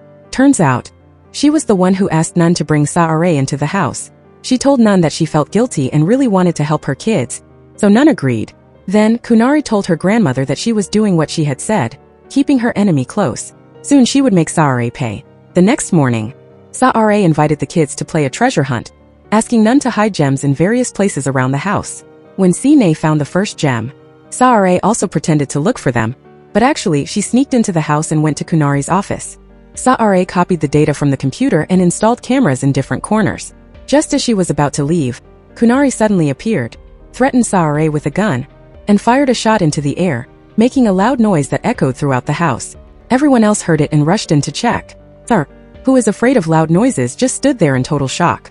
Kunari pretended to say she thought a thief broke in, even though she knew very well it was Saare. Nun asked Saare what she was doing in her house. Saare, still in shock, hurried into the bathroom, washed her face and sat there crying. Every time she heard a loud noise, she would panic and remember the sound of the fireworks on that terrifying night to the point that she could barely stand it. Nun knocked on the door and called for Saare repeatedly. When Saare calmed down, she said she was fine, just a little startled. The next morning, Nun, Saare, and the kids made sweet rice balls together. Meanwhile, Fleng and Captain Bam were hacking into Kunari's computer to find information. Back with the kids, Nun told Sine and So to take some rice balls to their mother. Pando volunteered to take the two of them. When Sine and So met Kunari, she was very happy. After receiving the cakes, Kunari hugged her kids because she missed them, and then the kids went back to Nun's house. Kunari sat and finished the entire bowl of sweet rice balls her children brought. As for Saare, Nun invited her to go shopping with the kids, but Saare refused. She said that if she went along, the kids would feel like they were being constantly judged, and she wanted them to feel comfortable. As soon as Nun and the kids left, Saare went straight to Kunari's house. Saare told Kunari that she had something to settle, so she purposefully had Nun take the children out. Suddenly, Kunari felt dizzy and almost fainted. Saare asked Kunari if the rice balls were good, and revealed that she was the one who drugged them.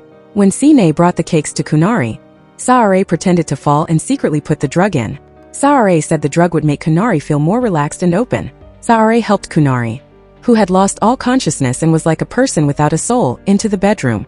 Saare turned on a recording of the conversation with Kunari. She asked Kunari if she had ever handled anyone and how many people she had done it to. She asked Kunari if she knew the child named Kamen. Kunari tried to resist, biting her own lips and scratching her arms, saying she wouldn't talk. This point, Saare played a clip of Kunari being punished by her mother for not following her orders. Seeing the clip, Kunari acted extremely scared and shocked, as if it were a major psychological scar in her life. It turned out that the violence in this family originated from the grandmother herself. She had filmed the clip and forced Kunari to apologize. Kunari cried and trembled in fear, unconsciously pressing her hands together to apologize. Saare asked Kunari if she wanted her mother to stop, and demanded that she tell the truth about what happened to Kamen. Finally, Kunari confessed that Kamen's father interfered in things he shouldn't have and saw something he shouldn't have seen. Kamen's mother and daughter then also came to cause trouble, so they all had to lose their lives. Hearing that, Saare was extremely angry. She asked Kunari if anyone else knew about this. Kunari replied that there were Aunt Sam Feo and Mr. Che. Mr. Che had evidence and used it for blackmail, in exchange for business contracts and money until he got sick. Saare asked what the evidence was, and Kunari said it was a clip of Kamen's father being harmed. Saare pressed her about that clip, but Kunari said it was gone and all the evidence had been destroyed. However, Saare didn't believe it. At this point, Kunari stood up and pushed Saare out, but Saare was so angry that she lost control. She rushed in to shake Kunari, demanding that she hand over the evidence, but Kunari was so scared that she cried and then fainted. The next morning, Kunari woke up and tried to remember what happened, and she remembered Saara's words about the bowl of sweet rice balls before she lost consciousness. Kunari walked out and met Saare and Nun. She asked where they went yesterday. Nun saw that Kunari didn't look well and checked on her. Kunari said that yesterday she ate something strange, so she had nightmares and didn't sleep well. Saare then said that sometimes dreams come from a person's own subconscious. After that, Kunari went back to her room and stood in front of the mirror, looking at the wound still marked on her body with an unusual sense of pleasure. She told herself that Saara's actions were impressive and partly made her feel happy, then she laughed crazily, as if she had lost all her senses. The next morning, Saare went to find Cam to have breakfast and chat. That day was also Cam's father's birthday, and Saare asked to go to his house to help surprise him. After eating cake, Cam wanted to take a photo with Saare suddenly. He couldn't find his wallet and thought he might have dropped it at the shop. Saare told Cam to go back to the shop to find it and take So home, while she stayed to watch his dad. Actually, Saare knew exactly where the wallet was because she was the one who secretly threw it away to carry out her plan. As soon as Cam left, Saare started her move. She volunteered to take Cam's dad up to his room. There, Saare played the sound of breaking glass and pretended to get cut by a shard, recreating the exact scene where Uncle Che saved her when she was little. Seeing this, Uncle Che called Saare Kamen. Saare admitted she was Kamen and showed him a photo of her father. Uncle Che recognized Kamen's father, named Chai. Feeling guilty, he told the truth, that Kunari was the one who harmed Kamen's father, and that he had secretly recorded a clip that day. Saare asked about the evidence. Uncle Che said he had given the evidence to them, but he also revealed that he had kept another copy and hid it in the storage room. However, because of his illness, he couldn't remember where the box was hidden. After thinking so hard he got a headache, he suddenly ran into the bathroom, looked up at the ceiling and said, "The evidence box." Just as Saare was about to climb into the ceiling to find it, Cam came back. Caught by surprise, Saare lied and said she saw a bee fly in, so she went to check, but it probably flew away. After that, Saare said goodbye. Before she left, Uncle Che called out Kamen, but Saare turned back and said she was Saare, not Kamen, and promised to visit him another day. At Kunari's house, Fa Thin suddenly returned with an electronic monitoring ankle bracelet. The grandmother asked how he got out, and Fa Thin sarcastically said he has connections too, and that he lived with her long enough to learn many tricks. Fa Thin said he really missed Kunari, especially when her people beat him in prison until he almost died. He showed extreme hatred toward the family for getting him arrested. Kunari threatened him and told him to get out of the house, but he wasn't afraid at all and challenged her back, saying he had been through even worse things. Fa Thin said the people Kunari hired gave him a condition. If he agreed to be their wife, they wouldn't beat him anymore. Because he didn't want to keep being tortured, Fa Thin agreed. Hearing that, Kunari didn't dare to kick Fa Thin out anymore, and told him to go shower and rest. Fa Thin warned everyone not to try anything with him from now on, or else the clip would be released. He had arranged everything and wouldn't accept going to hell alone. During the meal, Fa Thin asked Grandma Dila to serve him food even though the dish was right in front of him. When Panda was about to help, Fa Thin immediately scolded him for being nosy. Seeing that she wouldn't do it, Fa Thin pretended to threaten to show Saori the clip. Hearing that, she had to stand up and serve food to him. While Fa Thin was showering, Kunari secretly took his phone to try to delete the clip, but the lock screen already showed a message cursing her. Fa Thin walked out and Kunari asked him directly how much money he wanted or if he needed help with the lawsuit so they could end everything. Fa Thin replied that he only wanted one thing, which was to see Kunari and this whole family go to jail. After that, Don came to talk to Kunari, telling her not to be stressed because he was handling the Fa Thin situation. Kunari said she wasn't worried about Fa Thin but about Saori. She recounted being drugged and hypnotized by Saori, which made her accidentally talk about the past. Don hugged Kunari to comfort her without knowing that Saori was eavesdropping nearby. The next day Dan and I called Saori over to talk. She discovered that Saori had secretly taken a dangerous drug while she wasn't paying attention, which was the same drug Saori used on Kunari. At this point, Dan and I warned that doing that was a violation of professional ethics and if discovered, the punishment would be very severe. She said that however Saori wanted to get close to that family before, she didn't interfere, but this was unacceptable. Saori argued back that Dan and I herself had also crossed the line before. Dan and I explained that the reason she did that in the past was to save Saori. She had to switch the birth certificate so Kamen could take on Sara's identity, because back then she knew Saori was in danger. Saori replied that now, she was also doing everything for her own safety. Dan and I believe Saori had gone too far. If Saori didn't stop, she would be the one to stop Saori, even intending to use a hypnosis machine to stop her. However, Saori didn't flinch. She argued back that she only used drugs on people who deserved it and warned Dan and I not to interfere in her business. Just then, Fling called and Saori hurried away immediately. Saori met Fling and Captain Bam at the temple. The place where her parents' ashes were kept had been smashed to pieces, and the ashes were gone. Saori just stood there crying her eyes out, in deep pain because she couldn't even protect her parents' remains. Suddenly Cam showed up. Fling quickly lied, saying he and Saori came to the temple together and just happened to see what happened. Captain Bam also said he came to investigate the case after someone reported it. Cam said that the smashed memorial belonged to someone he knew. Actually, Cam already knew the truth that Saori was Kamen. Before that, because he was suspicious of Sara's identity, he took a photo his father kept, which had Kamen's best friends in it, to ask his father who they were. Cam's father recognized them as Fling and Bam. Hearing those two names, Cam was extremely surprised. And before walking in, he had heard the entire conversation between Saori, Captain Bam, and Fling. He also remembered his birthday, when he went to find Saori and saw her place a birthday cake right at this memorial site. After that, Cam climbed into the bathroom ceiling and found his father's evidence box. He opened it and found a CD kept inside. Back to the present, Fling informed Saori that Dawn had left the house, so this was her chance to look for evidence. Saori searched everywhere and found a computer hidden behind a cabinet. When she opened it, she saw land transfer papers and other assets being moved to Dawn. Saori immediately took photos of everything as evidence and quickly put everything back exactly the way it was. As for Cam, he opened the evidence CD to watch it. The clip showed Kunari pushing Kamen's father. Cam was completely stunned. The story continues from the last episode. After Cam starts to suspect who Saori really is and what she wants from his house, Cam then finds a CD containing evidence of Nari attacking Sara's father. At the same time, the place where Sara's parents' ashes were kept is smashed to pieces by someone, and Cam also happens to overhear that Saori is actually Kamen. In another scene, Fa Thin is drinking alone by the pool.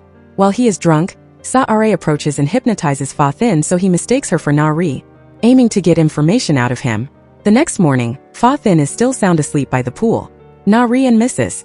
Dila come over and shake Fa Thin until he falls into the water to wake him up. Mrs. Dila scolds Fa Thin for not sleeping inside, asking if he is just used to being in prison. Fa Thin then asks why Nari didn't take him inside, since Nari talked to him by the pool last night. Hearing this, Nari immediately knows it wasn't her, and asks Fa Thin what he told that person.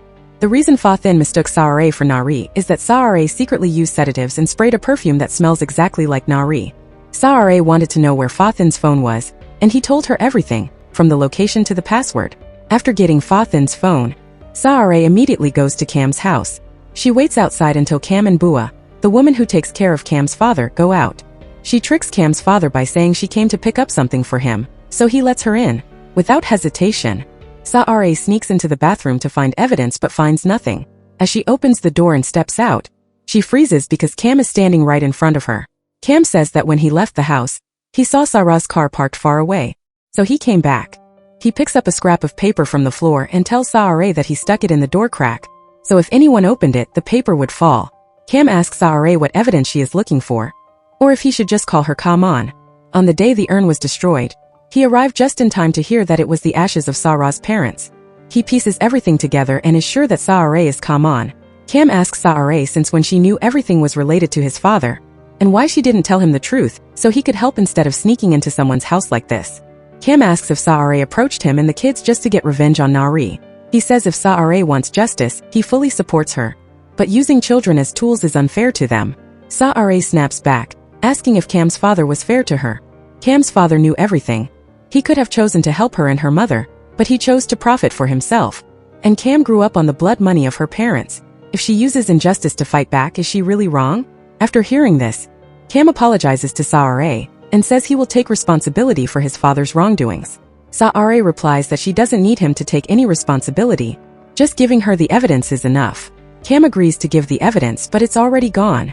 Right now, it's in Nari's hands and she has destroyed it. Cam says he really did keep it. It was a video his father recorded when Nari attacked Sarah's father. Right then, Dan and I called to report that the place where Kaman's ashes were kept had been destroyed. At the same time, Captain Bam also called in to break the news that Aunt Sam Feo and her nephew had been harmed. The police think this is a robbery and murder case, but he thinks the culprit is Nari. After hearing this, Saare felt like all her plans were falling apart.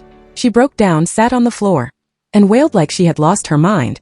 After crying her heart out, she went silent, stood up and walked away. Saare told Cam that she would settle everything herself. Nari's group thinks they are above the law.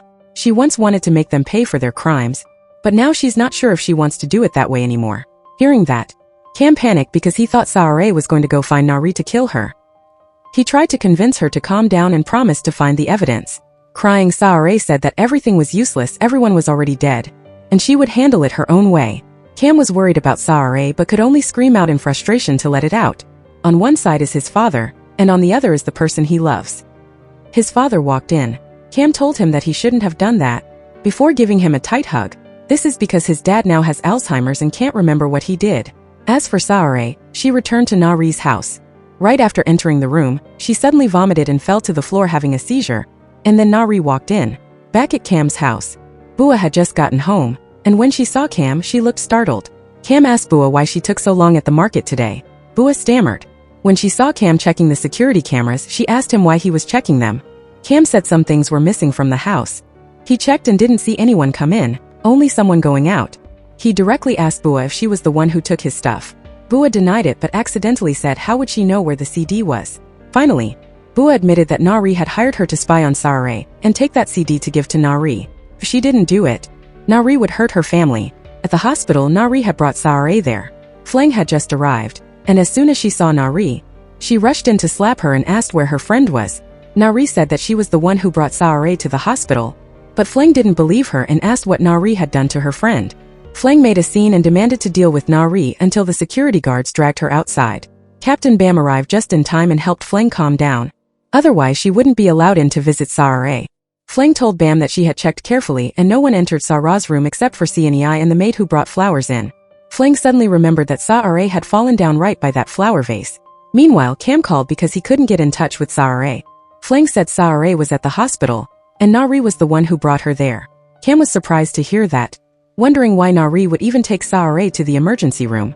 Captain Bam asked Cam to go get the flower vase in Sarah's room to check it. Cam left right away.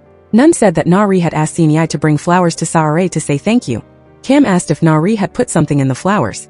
Dawn immediately said Cam was framing Nari, arguing that if she had put something in there, she wouldn't have dared to let Cianei carry it.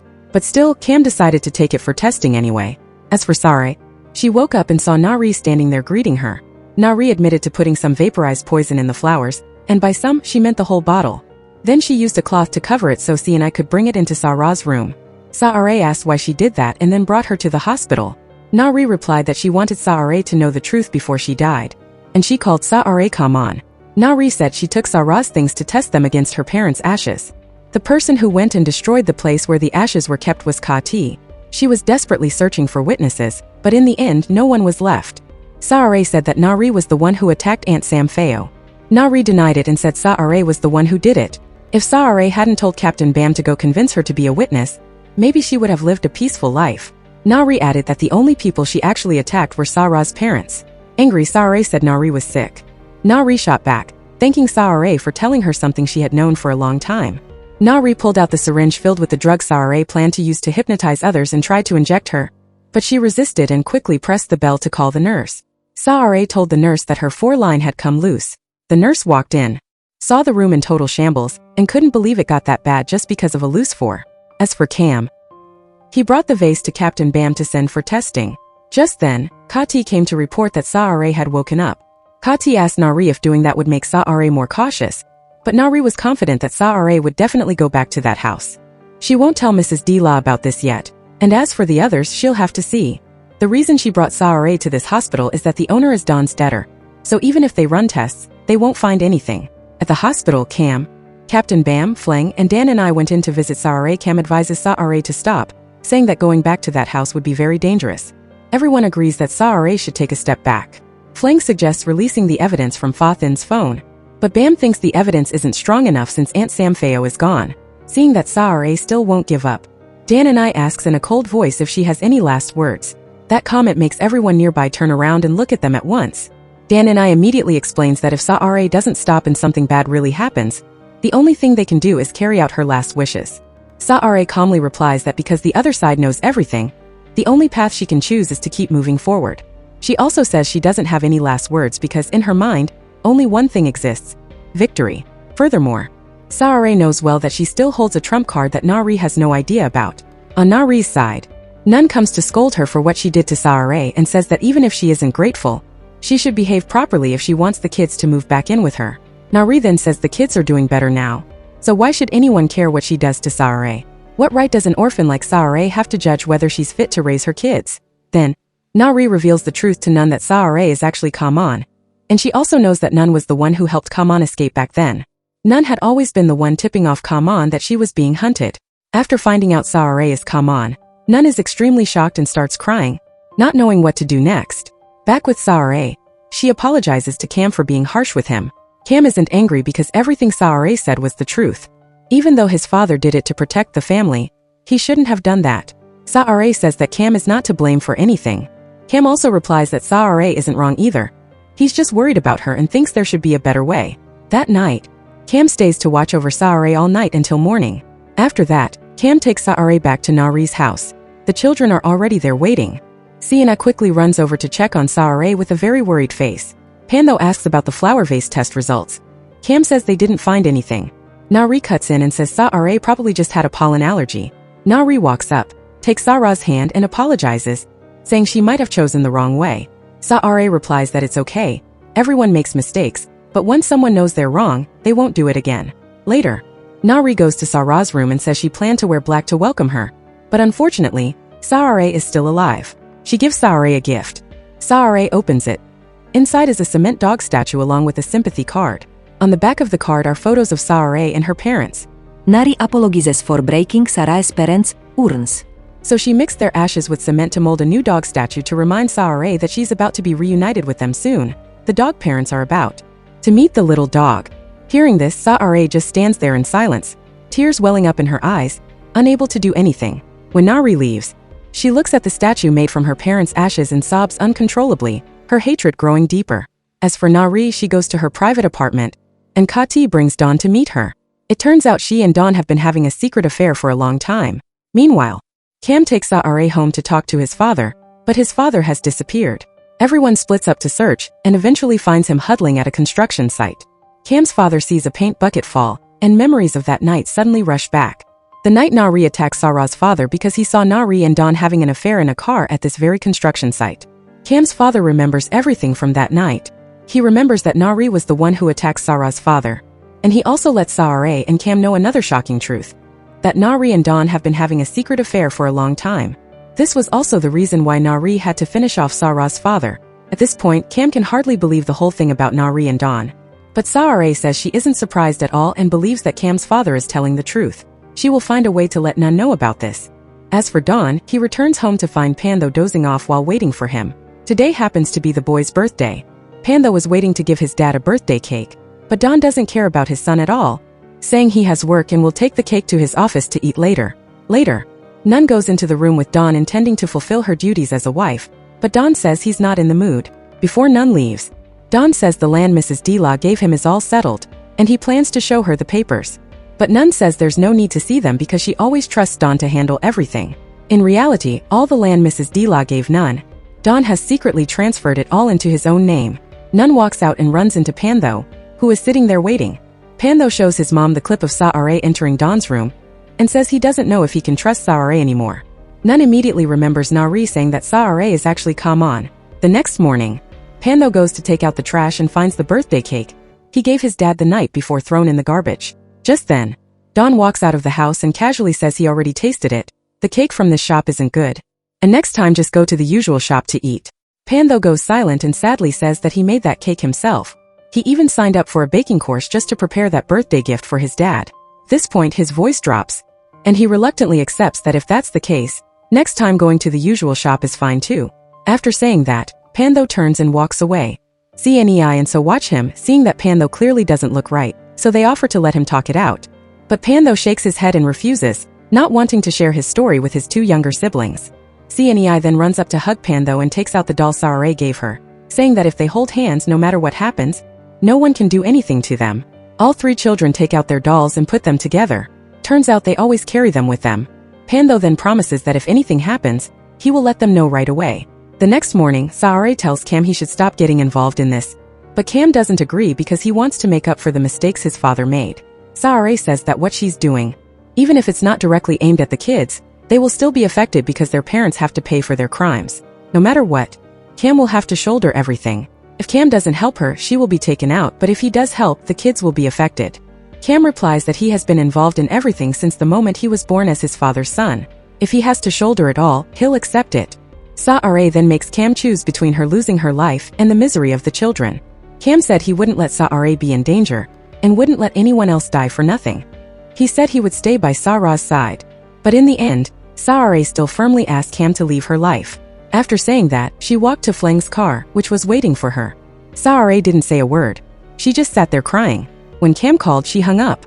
Later, Saare returned to Nari's house. Nun was already waiting in the room because Saare slept at Cam's house last night and didn't come home. Nun asked Saare what she was doing in Don's room. Saare explained that she suspected Don had cheated Nun out of all her land. Hearing that, Nun slapped Sara's cheek and called her Kamon. Nun said she wasn't sure if she had helped the wrong person. She helped Kamon because she didn't want Nari to commit any more crimes. Nun asked Saare why she came back, questioning if it was to destroy her family. Saare said she was telling the truth, but Nun didn't listen and kicked Saare out of the house. If Saare came back to find evidence to reopen the case, she wouldn't let her family fall apart. Nun kicked Saare out and told her never to come back. Saare tried to convince Nun to take her side, but it was useless. A moment later, Nun took Saare to see Nari and said the therapy was over, the kids were better now, and Saare had to leave. Nari told Saare she didn't know if Nun kicking her out was just to help her again, but this time no matter where Saare went, she would drag her back for sure, and this time she wouldn't fail. Saare replied that Nari was very determined, but she wouldn't stop either until she saw Nari and her family pay the price.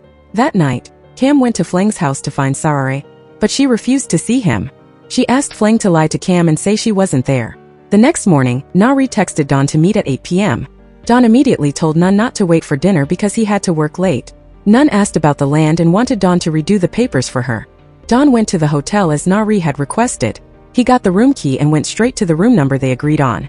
Meanwhile, Nari was relaxingly taking a bath and waiting. When Don entered the room, he kept calling Nari's name. Nari heard someone come in and smiled while waiting.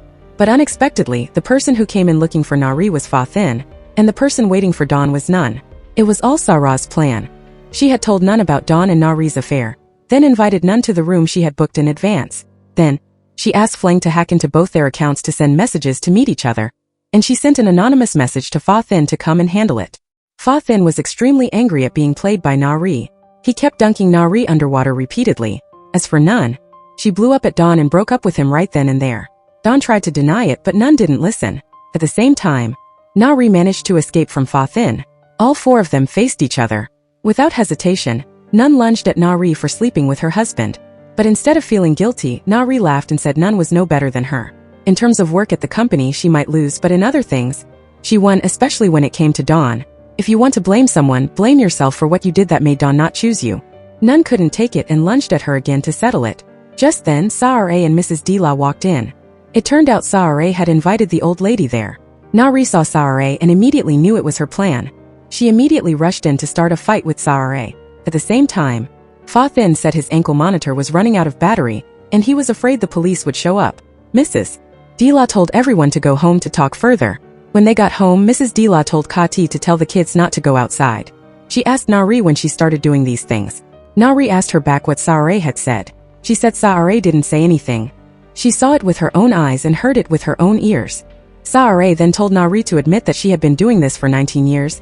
Since the day Na-ri had an affair with Dawn and got caught by someone. Nun suddenly remembered and asked if Na-ri had attacked the person who saw that. Na-ri shot back, telling Sa-Ra to go ahead and tell them that person was Sa-Ra's father, or rather, that she is actually Kaman. Grandma was surprised and asked, wasn't Kaman dead? Na-ri said Nun was the one who helped Kaman escape, always sending updates to Kaman's caretaker, and even swapping Kaman's identity with someone who had passed away. Nun said she did it because she didn't want the family's name to be stained anymore. But she had to thank Sa-Ra for making her realize how stupid she had been. Na-ri said Sa-Ra was only able to stand here because of Nun's stupidity in letting Sa-Ra lie to her. Dawn and Fa-Thin kept on arguing and swearing at each other about the Na-ri situation. Mrs. Dila said Na-ri knew about Kaman and didn't tell her. Then she slapped Na-ri across the face. Dawn stepped in to stop her, telling her to deal with Sa-Ra first.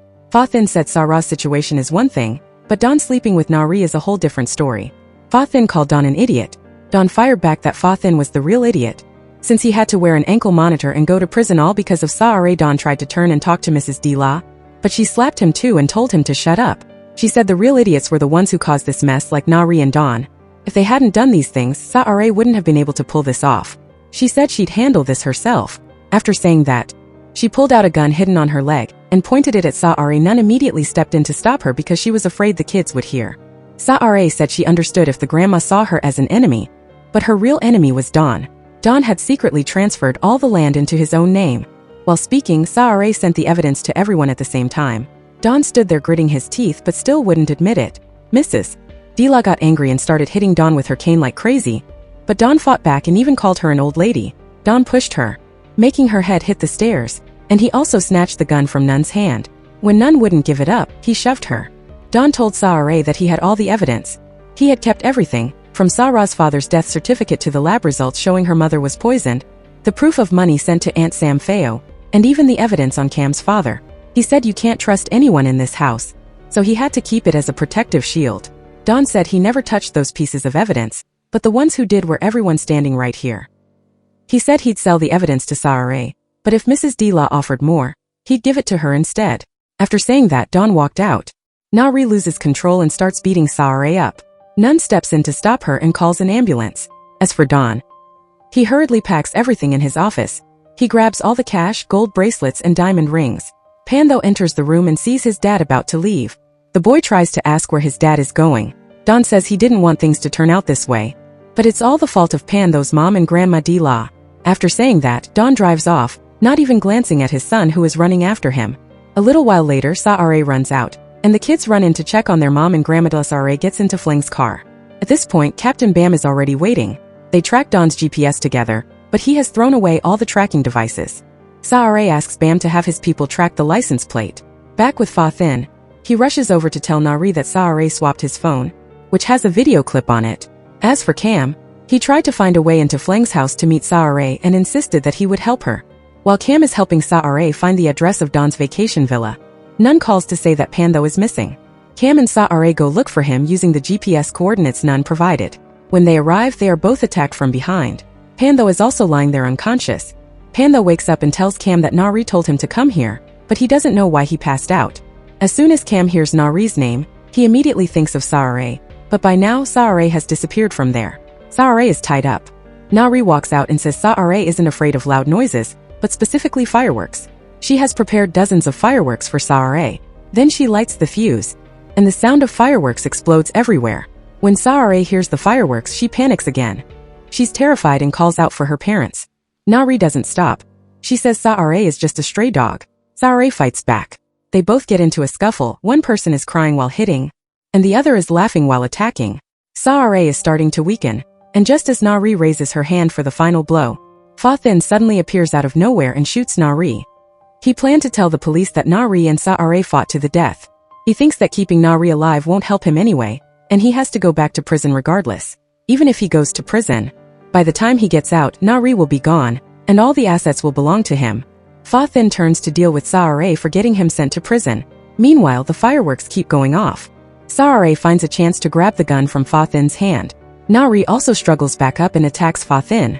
All three of them struggle and fall into the pile of fireworks. At that moment, Nun Pantho Cam Cnei and So run up. Unfortunately, a dropped firework explodes and hits So. Seeing her son injured, Nari rushes over and screams his name like a crazy person. As for Fa Thin, he just sits there completely stunned. Nari screamed and cried frantically. She stood up and fired shots repeatedly at Fa Thin and Saare. Fa Thin ran away, while Saare was having a panic attack at that moment. Cam rushed over to get Saare out of there. In the car, Saare just kept screaming and saying over and over that this wasn't real. Not listening to anyone, Cam tried to wake Saare up, but it didn't work. He called Fleng, and Fleng told Cam to take Saare to Danny's place, saying she and Captain Bam would be there later. When they got to Danny's clinic, Saare still wasn't lucid and was screaming so much that Fleng and Cam had to hold her down tight. As for So, the boy was taken to the hospital. Cnei was both worried about her brother and angry at her mom. She scolded her mom, calling her a murderer and saying that if anything happened to So, she would never forgive her. Cnei almost wanted to claw at her mother. She screamed in Nari's face just like how Nari usually does. Nari immediately ordered Cnei to shut up, saying she didn't do anything wrong, and that Fa Thin and Saare were the ones who did it. After things settled down, Nari suddenly burst out laughing like a crazy person and walked away. Nari went to Danny's clinic looking for Saare but didn't find anyone. She became even more frantic, screaming Sara's name until her eyes almost popped out. As for Saare, Dan and I took her to a friend's clinic. She said that Nari had people stalking Saare at the apartment, so now Saare can't go back there. Fleng also said her house and Captain Bam's were being watched, so she had to take her mother to stay somewhere else for a while. Dan and I said that Saare needs treatment and everyone has to help her get through this. Dan and I let Saare stay there for a while, and Cam volunteered to stay and take care of her almost every night. Every midnight, Saare would scream unconsciously, and Cam would hold her and comfort her. Saare didn't say a single word. The next day, So was in the ICU. Cnei and Pantho brought Sara's wooden doll to put next to him and called for So to wake up. As for Saare, Cam brought food to her, but she refused to eat anything and just sat there in a daze. Cam was always by her side taking care of Saare, and Captain Bam and Fleng also came by often to help.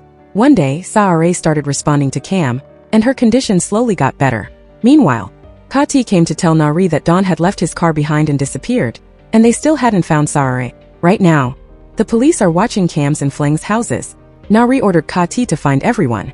As for Don, he hid the evidence in a bank safe. Just then, his lackey called to say that the person planning to buy the land canceled the meeting because they were afraid of trouble. Don was surprised. The lackey told Don to check the news. It turned out that Nun had leaked all the clips of Don and Nari, as well as the story about Don stealing her land online, making everything fall apart.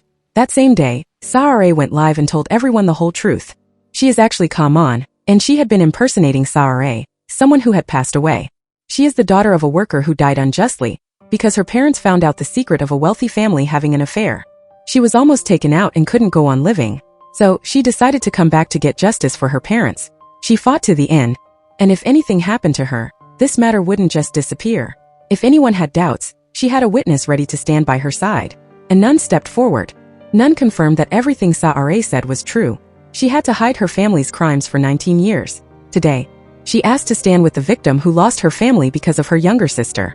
She accepted being called the one who destroyed her own family, but she wouldn't let the children and grandchildren take responsibility for what their parents did. Pantho and Cnei also stood by their mother's side in support. Saare felt like a huge weight had been lifted off her shoulders now that everything was settled. As for Nari, while watching the livestream, she went crazy, screaming and throwing things because her sister betrayed her. Just then, someone called to tell Kati to run because the police were coming. The police had evidence that he attacked Aunt Sam Feo, even though he destroyed all the security cameras in her house. The evidence the police got was from a camera that Captain Bam had secretly installed. Kati and Nari rushed to pack their things to run away. At the same time, the police arrived at the house. Na-ri was about to flee when Fa-thin appeared and held her back, saying he was going to turn her over to the police. Ka-ti immediately lunged and attacked Fa-thin, knocking him down, and hurried Na-ri into the getaway car. Fa-thin shouted for the police to go after Na-ri, while he himself was also arrested. Fa-thin tried to lift his leg to show the police he was wearing an ankle monitor and wouldn't go anywhere, but the police didn't listen. As for Ka-ti and Na-ri, Captain Bam blocked their way. Ka-ti told Na-ri to run ahead while he would surrender to buy some time. While Bam was about to put Ka-ti in the car, Na-ri drove up, shot at Captain Bam, and then told Ka-ti to get in. Na-ri and the police got into a shootout. Back to Sa-ra's side, Bam was shot in the arm. He apologized to Sa-ra for not catching Na-ri, but Sa-ra was more worried about her friend. Sa-ra also thanked Cam for advising her to tell the truth to the public so everyone would know. After that, Sa-ra went to file the paperwork to cancel Ka-mon's death certificate and joined the case as Ka-mon, not Sa-ra. The employees who knew Ka-mon's story all cheered her on. Meanwhile, Dawn went to Cam's place and left a message, asking for 10 million baht in cash in exchange for all the evidence, setting a meeting and forbidding them from bringing the police. On the day of the meeting, Cam and Sa-ra arrived to wait for Dawn. Cam called Dawn out and held up the bag of money to show him, but Dawn wouldn't show his face. Sa-ra asked about the evidence, and Dawn said he put the safe password in a box under the table. He said he'd let them know the password once he reached a safe place. Dawn said Sa-ra had no other choice since the evidence was in his hands, and it would help her convict Na-ri and successfully reopen the case. He demanded that Sa-ra and Cam leave the money and go.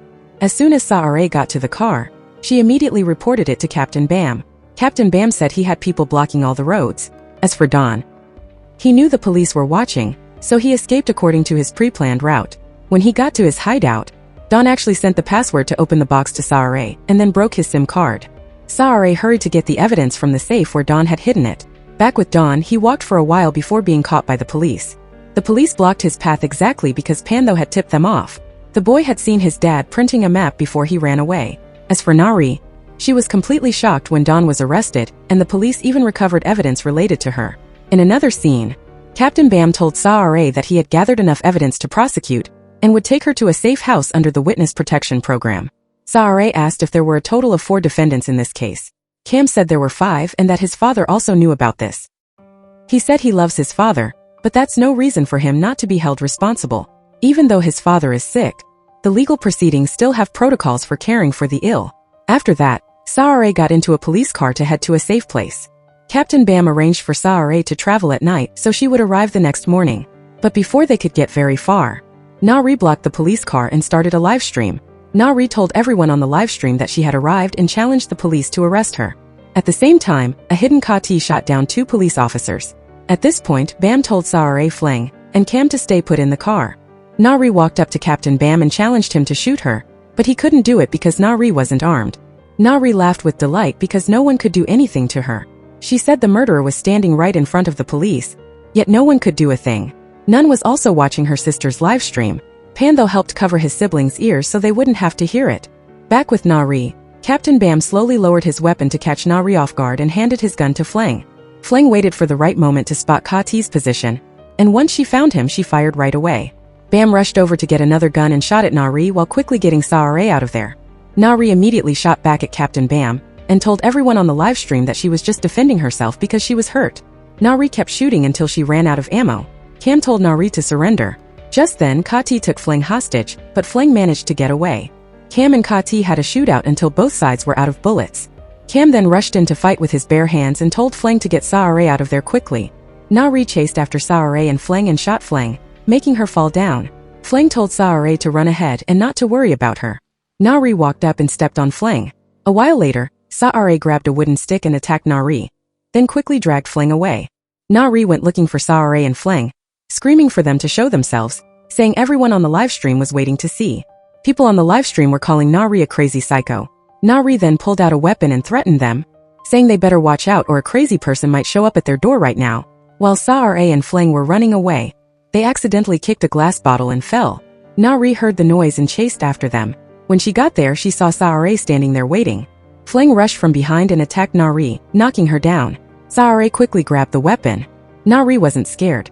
She stood up laughing and challenged Sa-ra to do it. Sa-ra fired 2 shots making Na-ri fall, but she just kept laughing like a madwoman.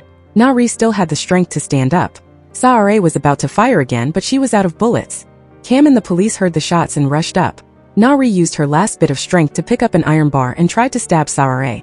Fleng used her own body to shield her. Na-ri kept attacking Fleng. She fought back and knocked the phone that was live streaming to the ground. Na-ri attacked even harder.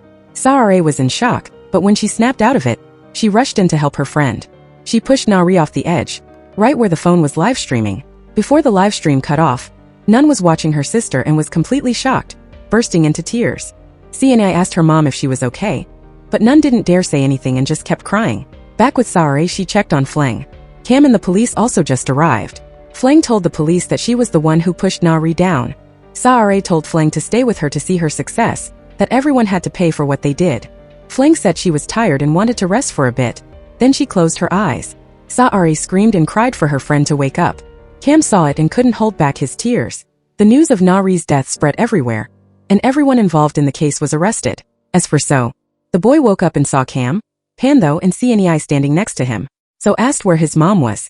Cam had to tell him the truth that his mom was gone. No one came to Na-ri's funeral except for her kids and family members. As for Fleng, she made it through the critical condition. And Sa-are, she went to thank Dan and I for helping her until everything was successful. On the day of the court trial for Sa-ra's parents, there were 5 defendants related to Na-ri. The first person is Mrs. D. La. The second is Fa Thin, the third is Don, the fourth is Nun, and the fifth is Cam's father. The court decided to let Mrs. D. La receive treatment at a prison hospital. Fa Thin and Don each got 10 years in prison. Nun only got a suspended sentence because she cooperated and gave a statement. Finally, Cam's father was taken to a specialized hospital for treatment because his Alzheimer's is incurable. After that, Sa-are visited her parents' graves and said she finally got justice for her family. Nun took the kids to visit Mrs. D. La, who was truly sorry and burst into tears. As for Sa-are, she went abroad to continue her treatment. Cam went to see Sa-are off and gave her a gift. Nun took responsibility for taking care of So and CNEI instead of their parents. Fleng also recovered. And Captain Bam was always by her side taking care of her. 3 years later, Cam opened a restaurant as usual. Every day he looked forward to Sa-are coming back.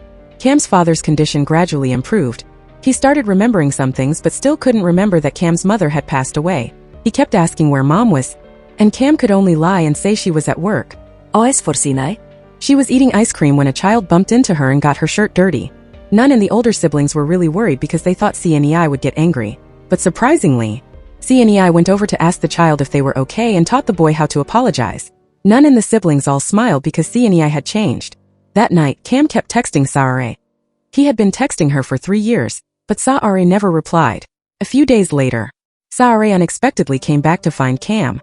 Cam was so happy and quickly gave Sa-are a tight hug.